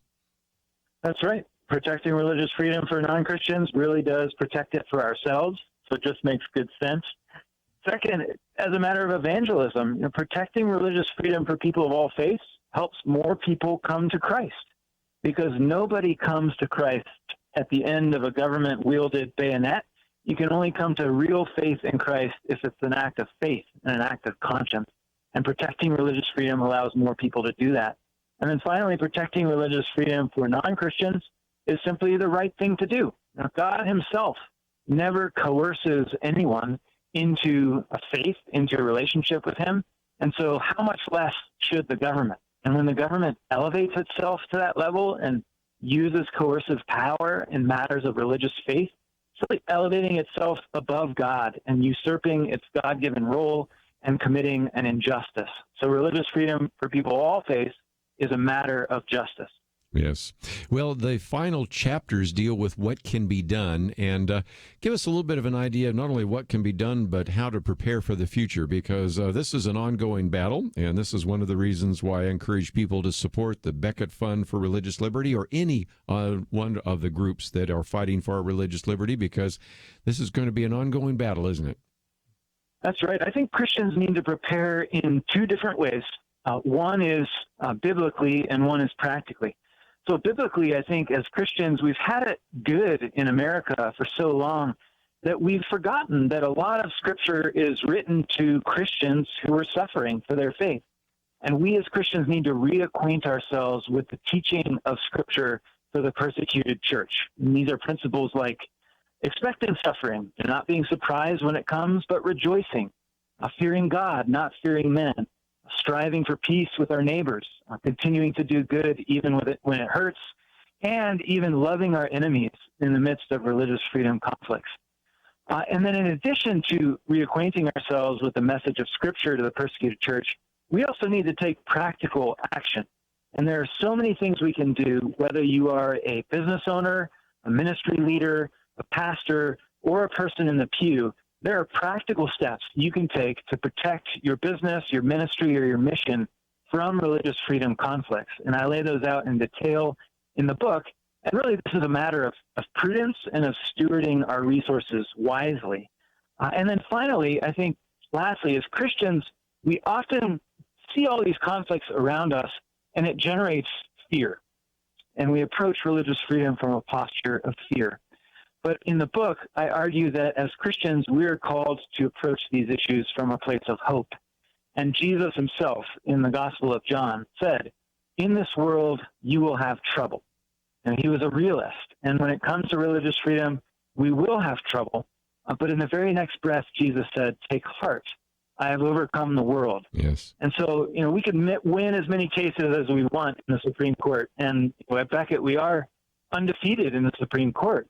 But our hope ultimately is not in keeping a conservative majority on the Supreme Court. Our hope is in the risen person of Jesus Christ. And no matter whether we win cases or lose cases, we can approach the issue of religious freedom from a position of hope in Christ. And again, lots of times people say, well, I just want to preach the gospel. Well, again, because we have religious liberty, you can preach the gospel. Just go to a variety of other countries. We just, of course, on Sunday had the prayer for the persecuted church and recognize that most of the Christians around the world and most of the Christians throughout the centuries have not had the freedom we have today. So if you're all about preaching the gospel, and we certainly are here, one of the ways you can do that most effectively is when you're in a country that has religious freedom. Let me just real quickly mention that we have a link to your website, lukegoodrich.com.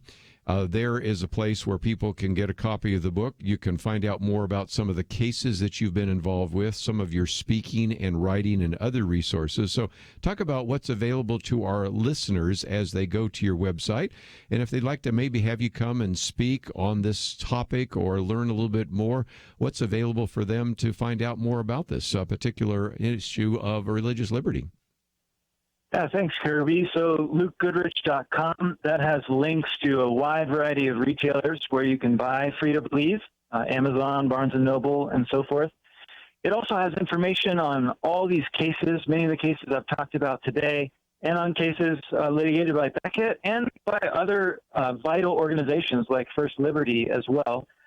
You can also follow my work on becketlaw.org and just keep up to speed. That's one of the things that we as Christians can do in order to preserve religious freedom is simply find out what's happening so that we can pray and so that we can take informed action. Let me just mention, as you go to our website and click on the picture there of Luke Goodrich. Underneath, you will see, first of all, an opportunity for you to order the book. And again, you can get that there, Amazon or in your local bookstore, hardcover or Kindle. And then right beneath it is the article that appeared in Town Hall and a variety of other places today, Will Gay Rights Trump Religious Freedom? And first of all, that would be something where you could get a chance to sort of read one of the short chapters from the book to decide whether or not you want to get a copy of the book. But more importantly, I would also encourage you maybe to pass that on to others. You may know some students or other individuals that are unaware of this. And quite frankly, one of the things we say, Luke, so often is we are going to lose our religious liberty if we don't stand up for it. And there's a tendency sometimes in Christianity to say, well, that's just the kind of persecution we're going to expect in this country. But we are the beneficiaries of religious liberty because there were courageous believers in the past that finally said, you know what? I need to go to court to really address this issue. And as I've said before, if you've ever been around the Green family or the Little Sisters of the Poor, you know they're not the litigious type, but they recognize sometimes I need to stand up for my religious liberty so everybody else will enjoy that religious liberty as well. So that's just one more reason to find out a little bit more about this issue. It's a good reason to get a copy of the book. It's been out just a very short period of time. You should be able to find it in your local bookstore, but we have a link there as well. Free to Believe, the Battle Over Religious Liberty in America. And Luke, it's just been a privilege to have you on the program today. Thanks so much, Kerby. It's been a joy to be with you as well. We're going to take a break, and then we're going to get into some of the issues in the news. There are some that are arguing that the governor's race in Kentucky shows that Donald Trump is going to lose next November. I don't believe it, but we'll get into that. We have the whole issue of the drug cartels and the murdering of the Mormon family. We'll talk about that and some of the action items that are going to be taken perhaps by the Trump administration, if indeed they're accepted by the president of Mexico. And then we'll get into a couple of other topics that we've wanted to address, including a very good piece by our friend Dennis Prager. We posted it yesterday, never got a chance to talk about it, so we'll get into that in the next hour. And most importantly, it will be an open line. So if you've got some comments or questions about many of the things that we've talked about, we certainly do welcome your calls. 1-800-351-1212. And if you would like to know a little bit more about some of the issues we'll be talking about, those are available at our website, pointofview.net. One of my other columns is one about an atheist professor who invited a Christian apologist, actually the president of Ratio Christi, to his campus. And matter of fact, tomorrow we're going to be talking about this issue of apologetics with Mary Jo Sharp. So we'll get into some of those issues, if not today, certainly tomorrow. And so you'll find a lot of that on the website, pointofview.net. Let's take a break. We'll come back and get into some of these issues in the news and welcome your phone calls. All that coming up right after this. So when people first hear about Medi-Share, they have questions, some good ones, like, what is it? Well, Medi-Share is a Christian healthcare sharing ministry. It's not health insurance. It's a different way of doing things, which leads us to this question. Why do so many become Medi-Share members? Two big reasons. They save a lot. The typical family saves $500 a month, and they feel great about it. With Medi-Share, you aren't forced to pay for things you don't believe in. Find out more. 855-SHARE-40. That's 855-SHARE-40. It seems we can't get through a day without hearing how science has been corrupted to support political goals. Media entities have sold out truth for the sake of favored narratives. Even some religious groups have abandoned the Bible to support things based on feelings. So who can you trust? Kerby Anderson and the Point of View Truth Team are your source for real news. Learn how you can make a difference by joining the team at pointofview.net/team or call 800-347-5151. In a world of unending fog, Point of View is a shining light. Do your part at pointofview.net/team or 800-347-5151. Point of View will continue after this.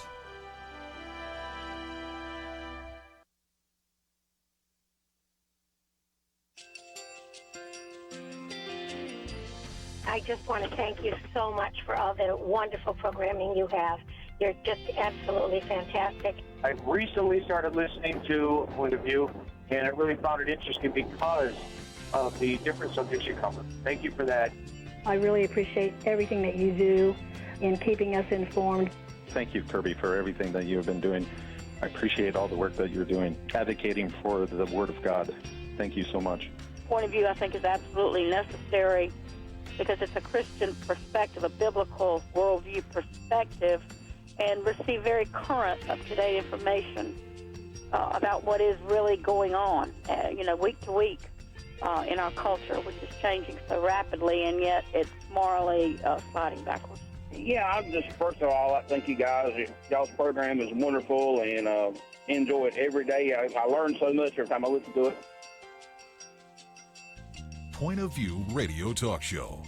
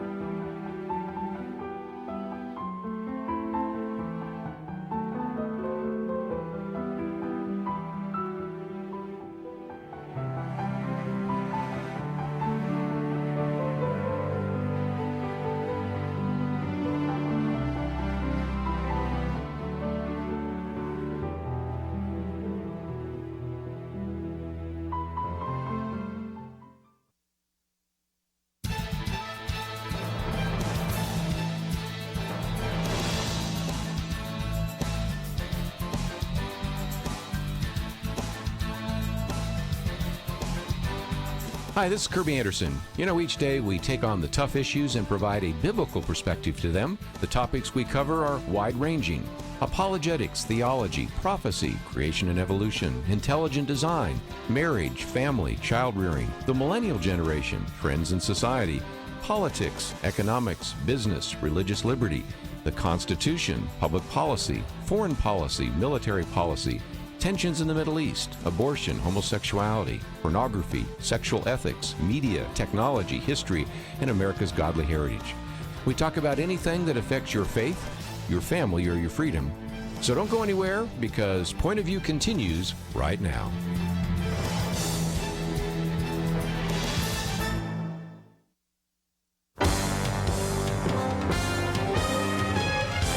Across America, live. This is Point of View.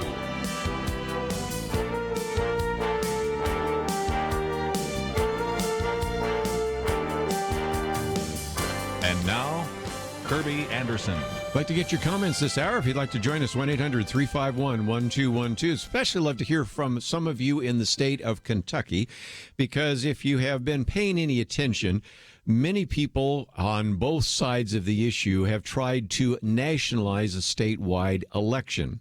And so I was even hearing before the polls came through last night that this Kentucky governor's race was going to tell us whether or not Donald Trump was going to win next year re-election. Now, you've got to understand my level of skepticism on this, because rarely does a statewide election, a senatorial election, or even a set of congressional elections bode well or ill for the re-election or the election of a presidential candidate, because they are entirely different issues. So when somebody starts down that road, I only sort of pay attention a little bit. But because in this particular case, it looks like the governor of Kentucky, Matt Bevin, has lost, although that's a big question mark, because last time I saw this, and I could be off on the numbers now, but the attorney general who ran in this particular case, Andy Beshear, is leading by 4,658 votes. That's less than 1%, might lead to a recount, but we'll see.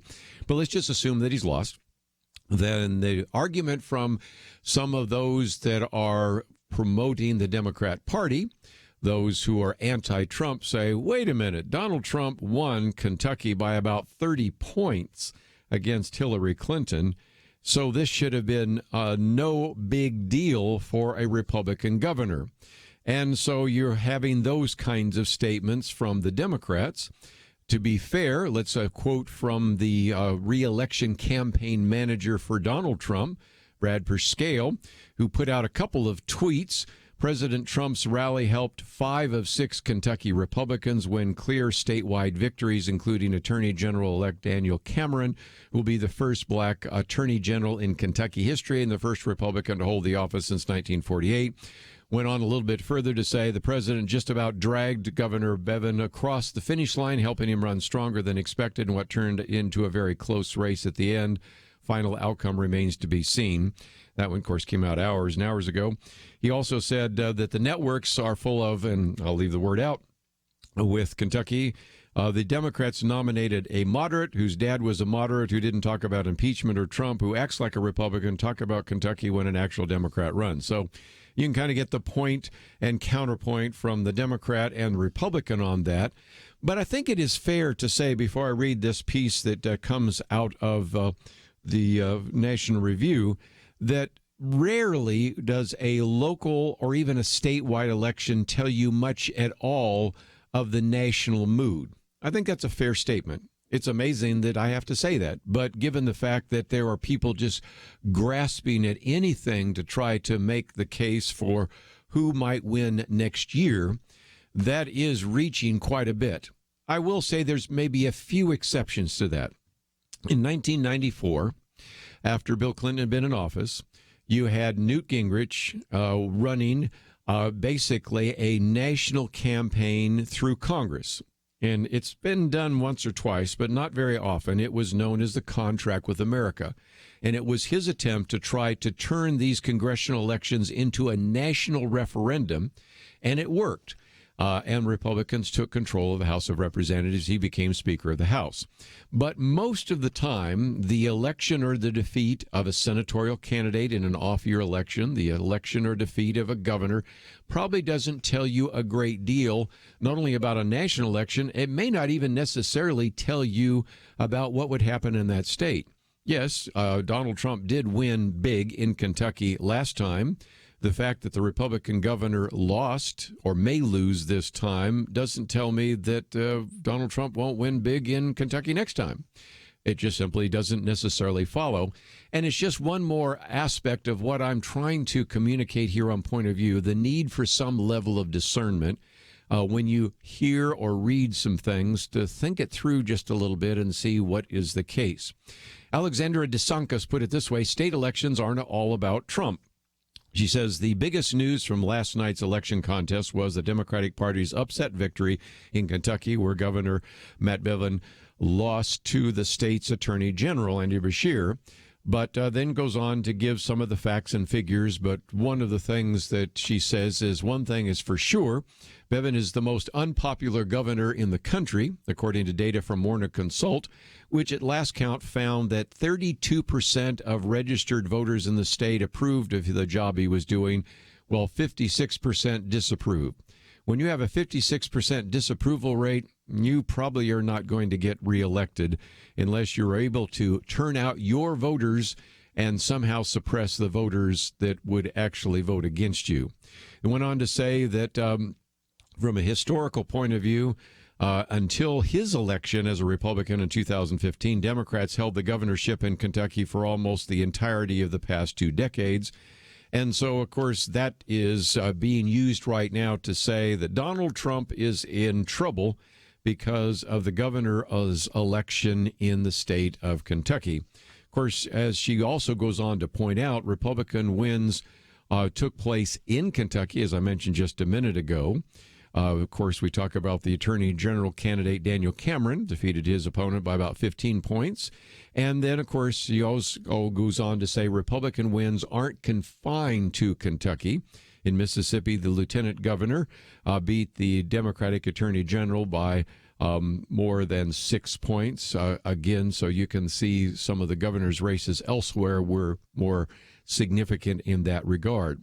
But just before I take a break, one of the things Jim Garrity points out is that he said, once again, conservative ideas were much more popular when not associated with the Republican Party.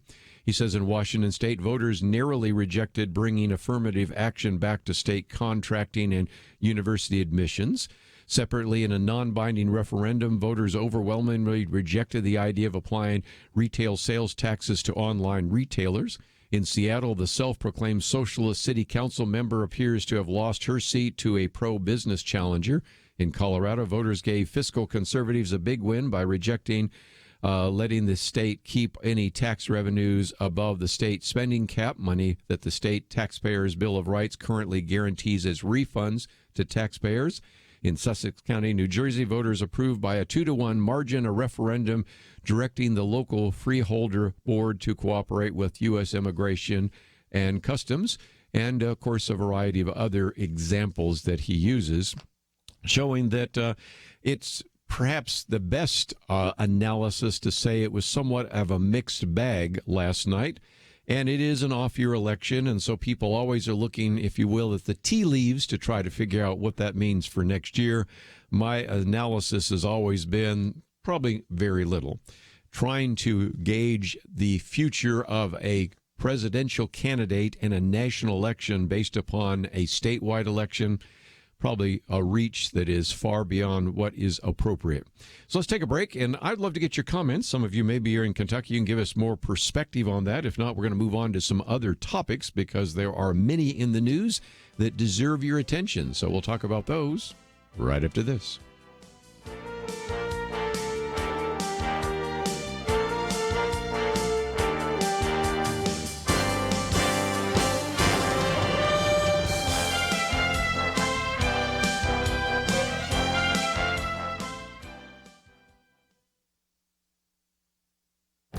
This is Viewpoints with Kerby Anderson. We love our smartphones, but many of us wonder if they are controlling our lives in ways that may not be healthy. Markham Reed responds to this question in his commentary in Time magazine. You ask, should I ditch my smartphone? He rehearses much of the evidence I've discussed in previous commentaries. Dr. Brian Premack, professor of medicine at the University of Pittsburgh, explains how the little wobble of the emoticon or the A-flat ding that stimulated the brain's reward centers, these are designed to maximize people's desire to stay on their devices. Add to that the fact that there are teams of engineers and designers whose ultimate goal is to design games and apps that will keep you glued to your device. We can look at all the psychological data being recorded or merely use common sense to conclude that spending too much time on these devices is not healthy. It shows up in decreased attention spans, increased anxiety and stress, and a general erosion of well-being. Too much time on social media leads to a feeling of FOMO, fear of missing out. In light of some of these concerns, it has been interesting to observe a movement away from smartphones to dumb phones or light phones. I know of people that have kept their flip phones or decided to opt for a dumb phone that doesn't do too much more than make phone calls. Others are considering a light phone that may have a few additional features like texting, an alarm clock, or a driving app. These features may be exactly what parents desire for their children. They can give their kids a phone so they can call, but prevent them from seeing everything on the internet and protect them from cyberbullies. That is why we may see more adults and parents of kids opting for something other than a smartphone. I'm Kerby Anderson, and that's my point of view. For a free copy of Kerby's booklet, A Biblical View on Anti-Semitism, go to viewpoints.info/antisemitism. Viewpoints.info/antisemitism.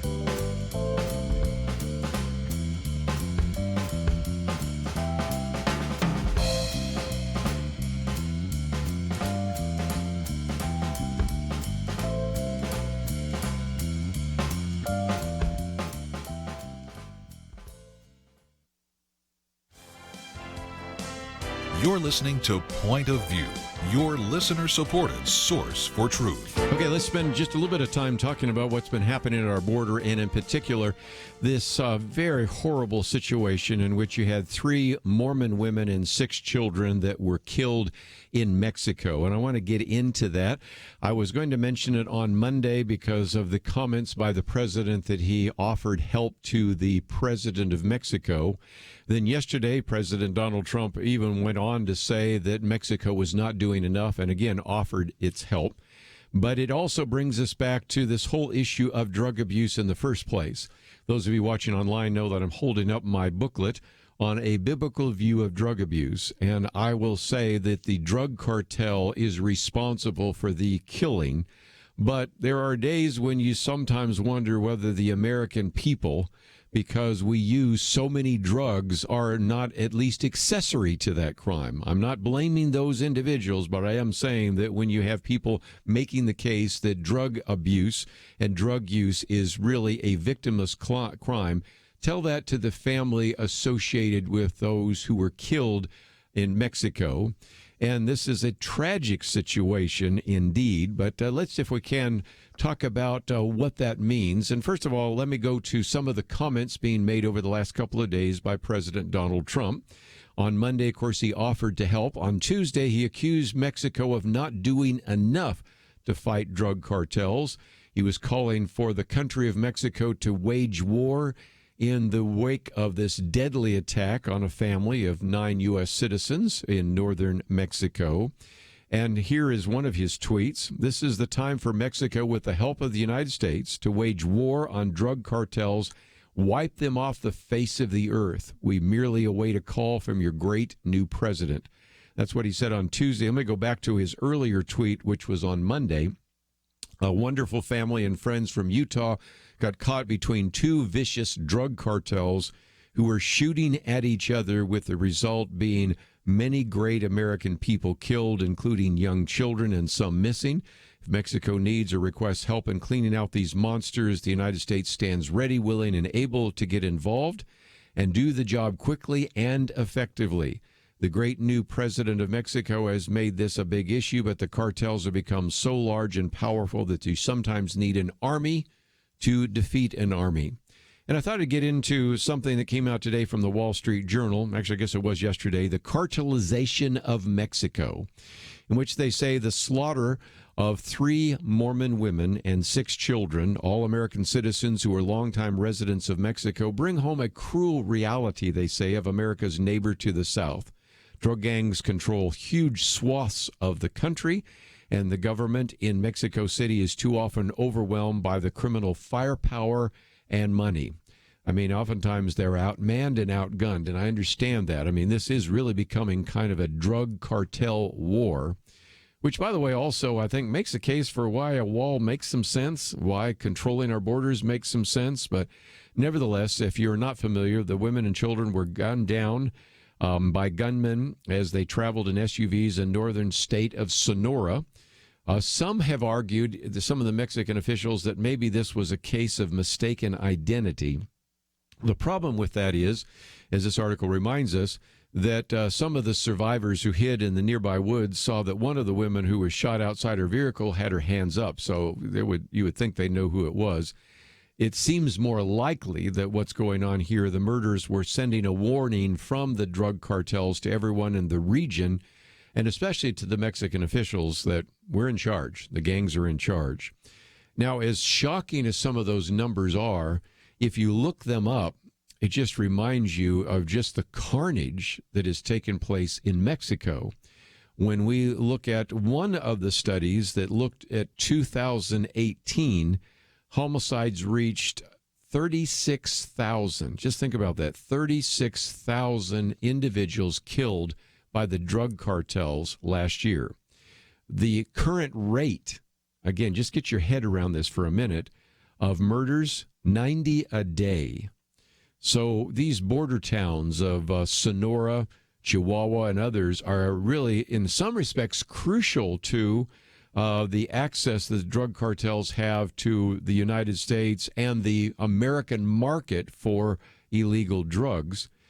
Killings of police in Sonora have doubled, according to Mexico City. And again, these gangs are ruthless. As they say, will murder anyone who interferes along with their families. And again, this article talks about what happened last month. I've been reading about this before, where some 35 Mexican police and National Guard troops actually were forced to release the drug lord Ovidio Guzman.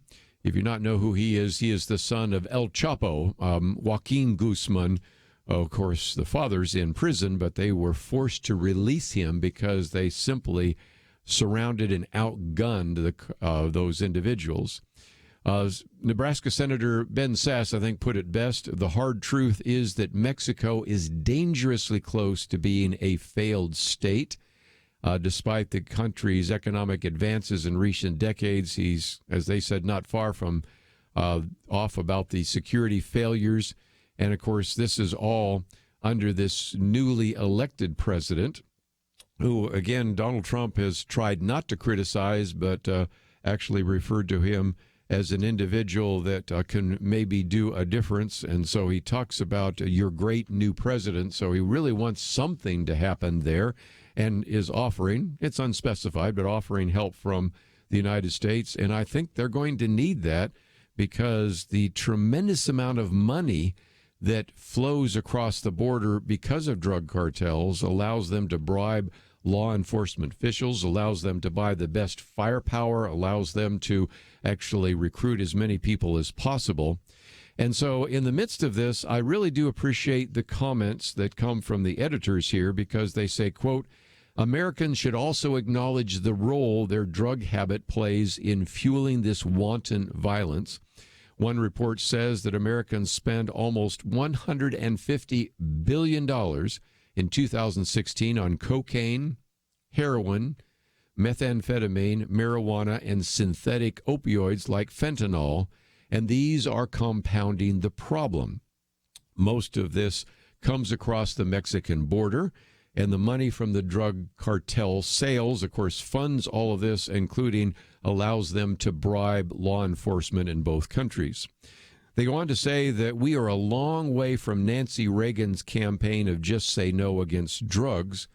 They say now elite and entertainment culture sends a message that drug use is a victimless habit, even glamorous. There's more social stigma, they say, in the United States against cigarettes than against cocaine or marijuana. Young people get the message, and rising drug demand fuels the cartels. Just think about this just as a thought experiment. Imagine if we could somehow even just wave the wand and reduce drug use in America by half.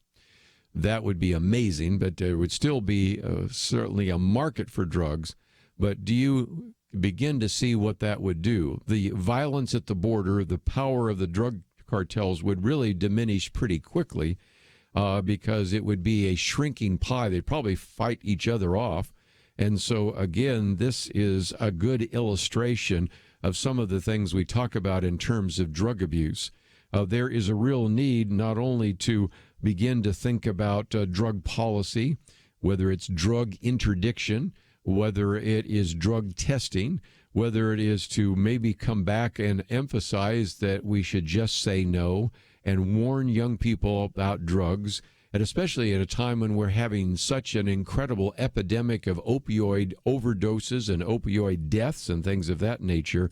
And so this whole idea of drug abuse is something that has actually fueled this murder that took place this week. And, of course, this gets our attention because these were both American citizens who lived in Mexico, but they are just one of, we now know, tens of thousands of people that this year will be killed because of the drug cartels. One last comment just before we take a break, and that is I have been horrified and deeply disappointed about the way in which on a couple of occasions when the story was told, the writers then go on to talk about, well, these are Mormons, they're kind of a cult, or these are individuals that believe in polygamy, which are practiced in Mexico. There's almost kind of an implication that they deserve this. They shouldn't have been in Mexico. They shouldn't have been practicing their religion or whatever. And that is just despicable. And if nothing else, just a good reason why sometimes we don't need to read some of those articles because they were poorly said. But I do commend to you this one about the influence of the cartels on our border, the danger of the drug abuse phenomenon in America, and the reason for Mexico, hopefully with the help of the United States, to address that issue. If you got some comments, we would welcome your phone calls in this last half hour, 1-800-351-1212. The drug epidemic has fueled this incredible murderous rampage there at the border. We'll be back right after this. There's an old saying that the first casualty in war is truth. Maybe that helps you understand what's happening in America right now. Thankfully, it's not a war with bullets, but there is a war for control. Control of the country and control of your pocketbook. Truth is under fire, but you can help turn the tide by supporting truth. Join the Truth Team at Point of View Radio. Learn how you can make a difference at pointofview.net/team or call 800-347-5151. Don't let truth become a casualty on your watch. Pointofview.net/team and 800-347-5151. So what would you do with an extra $500 a month in your budget? Pay off loans, save it, do something fun? Well, it's something you may need to think about if you become a member of MediShare. MediShare is a Christian healthcare sharing ministry, and it works. You can save big time on your healthcare costs, and you don't have to pay for things you don't believe in either. Find out more. Call 855-SHARE-40. That's 855-SHARE-40. 855-SHARE-40. Point of View is produced by Point of View Ministries.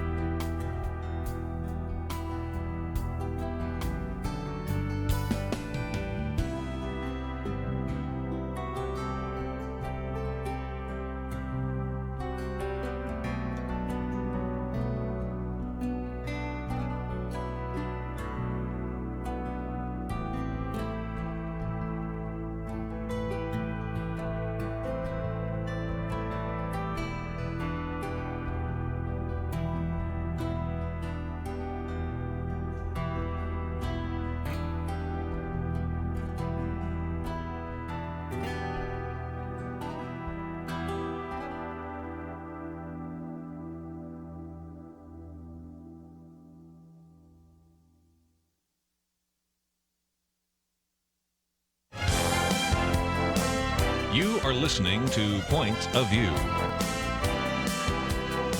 The opinions expressed on Point of View do not necessarily reflect the views of the management or staff of this station. And now, here again is Kerby Anderson. Final half hour, I just might mention as a program note that tomorrow about this time we're going to be talking with Mary Jo Sharp. She is one of kind of the leading apologists and one of the few women that does apologetics at Houston Baptist, although Nancy Pearson and a number of those fit in that same category. And her book is I Still Believe, and I thought it might be good, even as a run-up to some of that, to mention that one of the articles I've posted is entitled Why This Well-Known Atheist Professor Invited a Christian Apologist to Class. And this took place at Portland State University. And this individual, Corey Miller, if you're not familiar with him, he's with Ratio Christi, actually spent 2 hours talking to a classroom full of students studying atheism at the invitation of the professor who teaches it.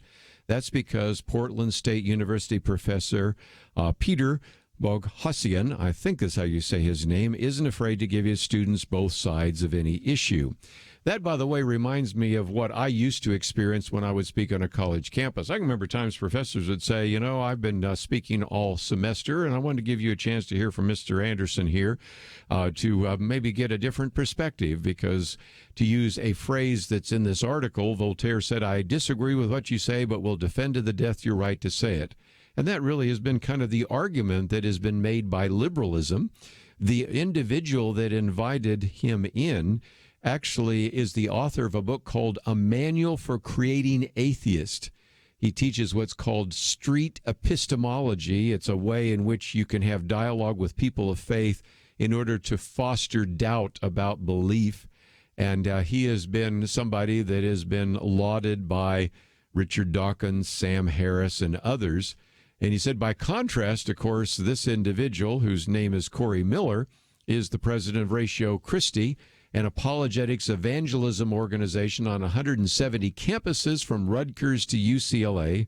He says, our mission is global movement, equipping students and faculty with philosophical, scientific, and historical reasons for following Jesus. But 3 cheers, if nothing else, for this professor at Portland State. And I thought it was kind of interesting because both of them have found themselves getting in trouble.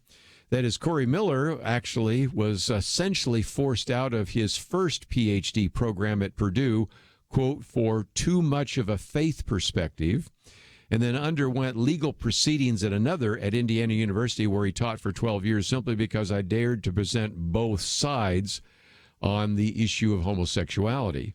Well, interestingly enough, this professor, Peter Boghossian, I think is how you say his name, is on the line right now with his own university because he has dared question the academic rigor of fellow leftists in their peer-reviewed journals that accept nearly anything and everything submitted so long as the rhetoric sounded in line with social justice or critical theory narratives. So it's just been kind of interesting. So I posted this for you just to read, because this is how it used to be.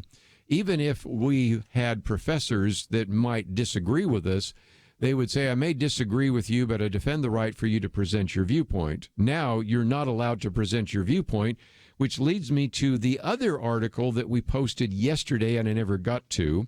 It is by Dennis Prager, who was in studio with us recently. It's entitled, The Left-Right Divide is About Reality Itself. And he says the divide between the left, and when he makes a distinction between leftists and liberals. Liberals and conservatives still kind of say, you know, we'll defend the right of you to present your viewpoint. Leftists say you don't have a right to that view, and we will shut you down. And so he says this left-right divide, he says, is becoming unbridgeable for 3 reasons. The first 2 he just mentions in passing and focuses most of his time on the third one. Reason number 1 is the left and the right are divided by their vision of what we want America to be. The right believes the founder's vision and those kinds of things. The liberals, especially the left, not liberals, share none of these values. So first of all, there's a division and a difference in terms of the vision. Number 2, we're divided by the means by which we want to achieve those goals. Left and right differ on the means to achieve those ends. But the third, he says, is the most troubling, and it perhaps is the reason for him writing the piece. and that is there's just a different perception of reality. The examples he uses are his recent appearance on Real Time with Bill Maher. And if you watch it, and it apparently is quite available, there were two other guests on the panel. And, of course, basically the other two guests were leftist. Bill Maher is a leftist and an atheist, and the audience is pretty much leftist, so you shouldn't be surprised by the response. But think about this for just a minute. Here's a couple of statements which I think you could pretty much argue, unless you just are so blinded by ideology. These statements probably are true statements, and every one of them led to boos. One of the statements he makes is, of course they're racist in the United States, but America is the least racist, multi-ethnic, multiracial country in the world. I was booed.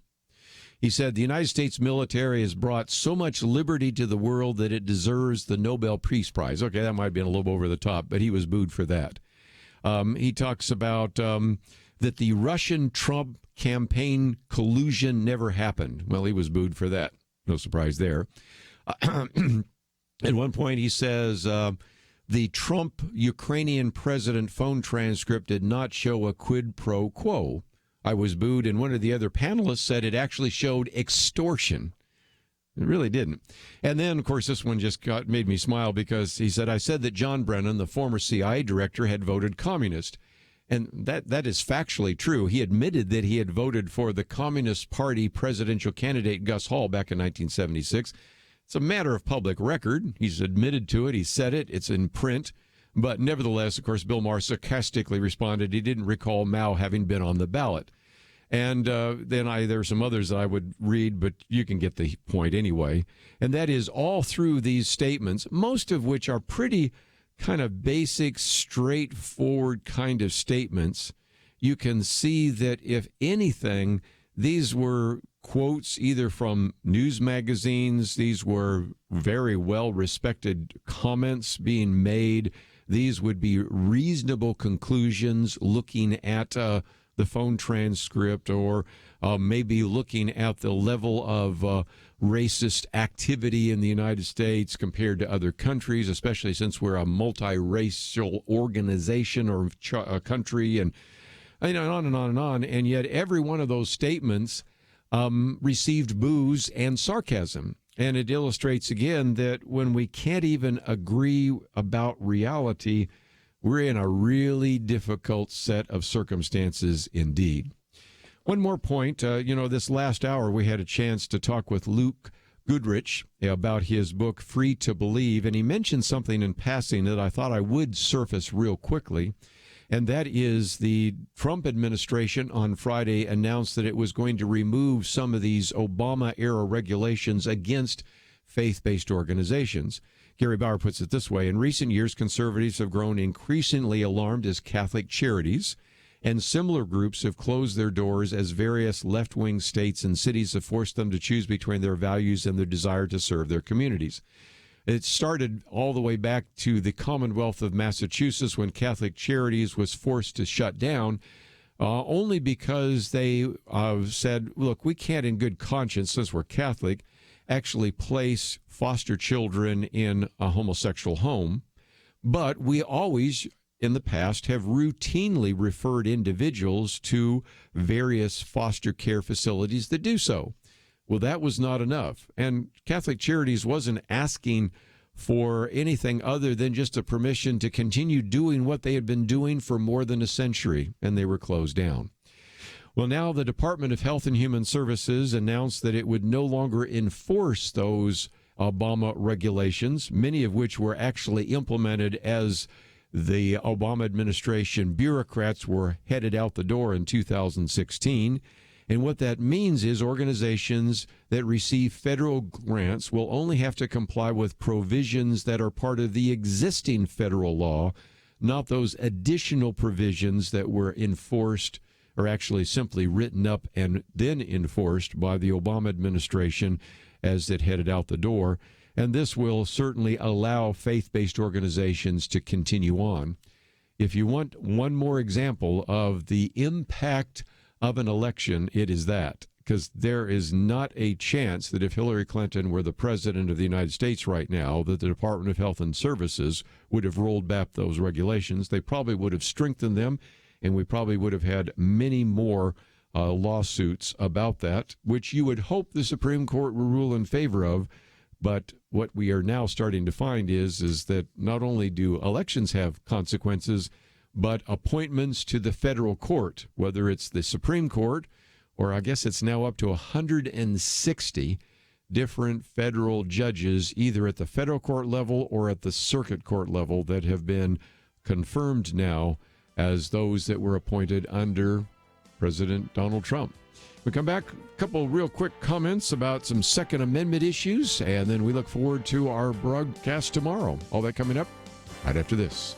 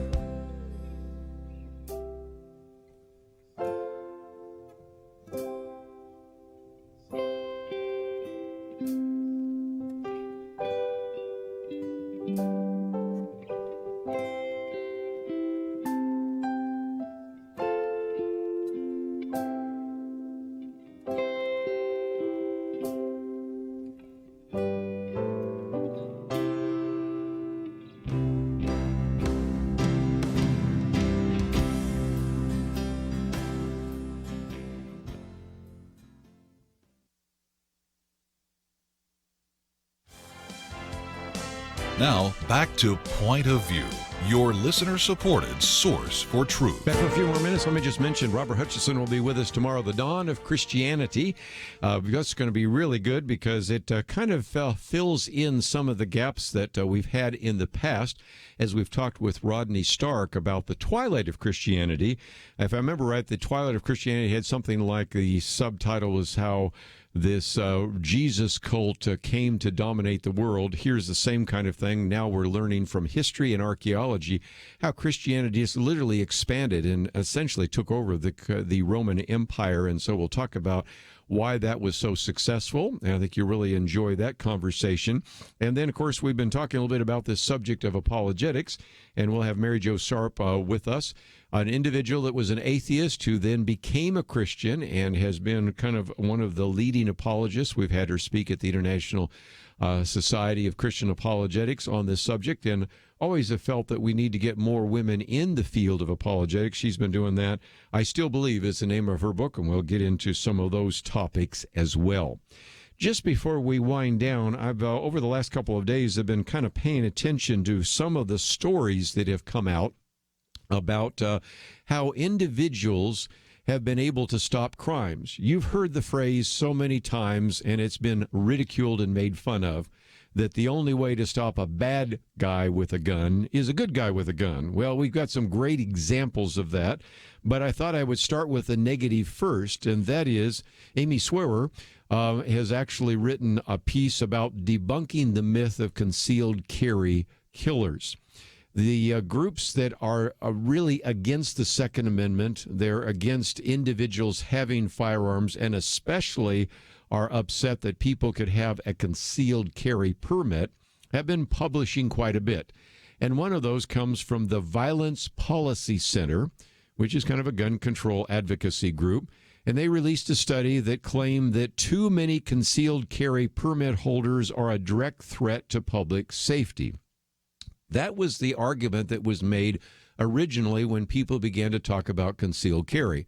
All these people packing heat, you know what's going to happen. First time there's a car accident, they're going to go out and shoot each other. There's going to be drive-by shootings and all the rest. Well, of course, that hasn't happened.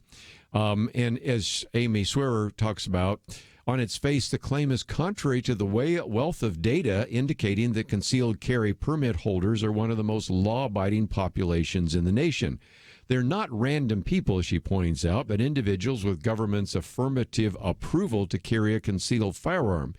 If you have been through the process or you know someone that has, you know that there is all sorts of background investigation before we would allow a person to have a concealed carry permit.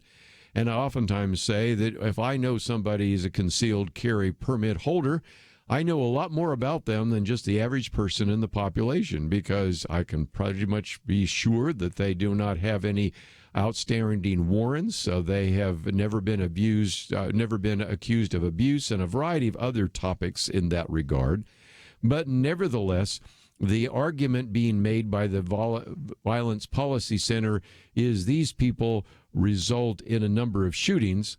Well, she's actually, since she's with the Heritage Foundation, taken the time to go back and found out that when you look at those deaths, nearly 40% of those are suicides, which actually have nothing to do with concealed carry. But more importantly, the argument that is being made on some of these cases is that these people, because they had a concealed carry, were seeing that they're dangerous. If you go through the database, and I'll just tell a couple of stories to illustrate my point. She has one where there was a permit holder fatally shooting her husband in their own backyard. Another where a permit holder fatally shot his wife while she slept in their bedroom. Well, in both of those cases, these were individuals shooting them, but it had nothing to do with being a concealed carry holder other than the fact that they intended to kill their spouse. And that is certainly not the case, because if you actually look at the data, best estimates are about 18 million concealed carry permit holders in the country. If you look over the last 15 years, the crimes or homicides that are associated with them are 0.7%. So you can obviously see that there's a great deal of extrapolation from some pretty flawed data. But near the end, she talks about how concealed carry holders have made such a difference. Redding, California, for example, a concealed carry permit holder helped stop a kidnapping after it became clear to him that another customer at a gas station was holding a woman against her will. The man had kidnapped the woman earlier in the evening. The permit holder, noticing the woman's clear distress, confronted the man, held him at gunpoint until the police arrived. Miami-Dade County, Florida.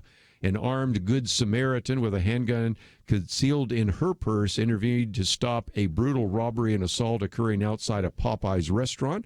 The woman drew her weapon, fired at a man who was pummeling a helpless victim lying on the concrete. That sent the attacker fleeing. And then one more in Ohio. A concealed carry permit holder stopped a knife-wielding man who was threatening customers and employees at a McDonald's fast food restaurant. The county sheriff later posted on Facebook, due to the heroic actions of this permit holder, deputies were able to take the suspect into custody without injury or loss of life. But I thought I'd end with the story out of Florida. Maybe you've heard this because it's become kind of national news. But to put this in perspective, I'll summarize an interesting article by simply talking about the fact that there was a man and his daughter, 11-year-old daughter. They're watching television, and two men broke into this home in Florida around 9 p.m. last Wednesday. One of the men grabbed the couple's 11-year-old daughter, while both men violently attacked the father. One of the men whipped him. Another kicked him in the head several times. And interestingly enough, his wife, who was in the other room, and who, by the way, is more than 8 months pregnant, peeked out the back bedroom during the incident and grabbed her AR-15 and shot at the intruder, clipped him, and he made it out the back door, made it about 200 feet before he fell into the ditch and died, and the other one got away. You know, that AR-15 that is supposed to do nothing but kill people, and it's not a good weapon to defend yourself.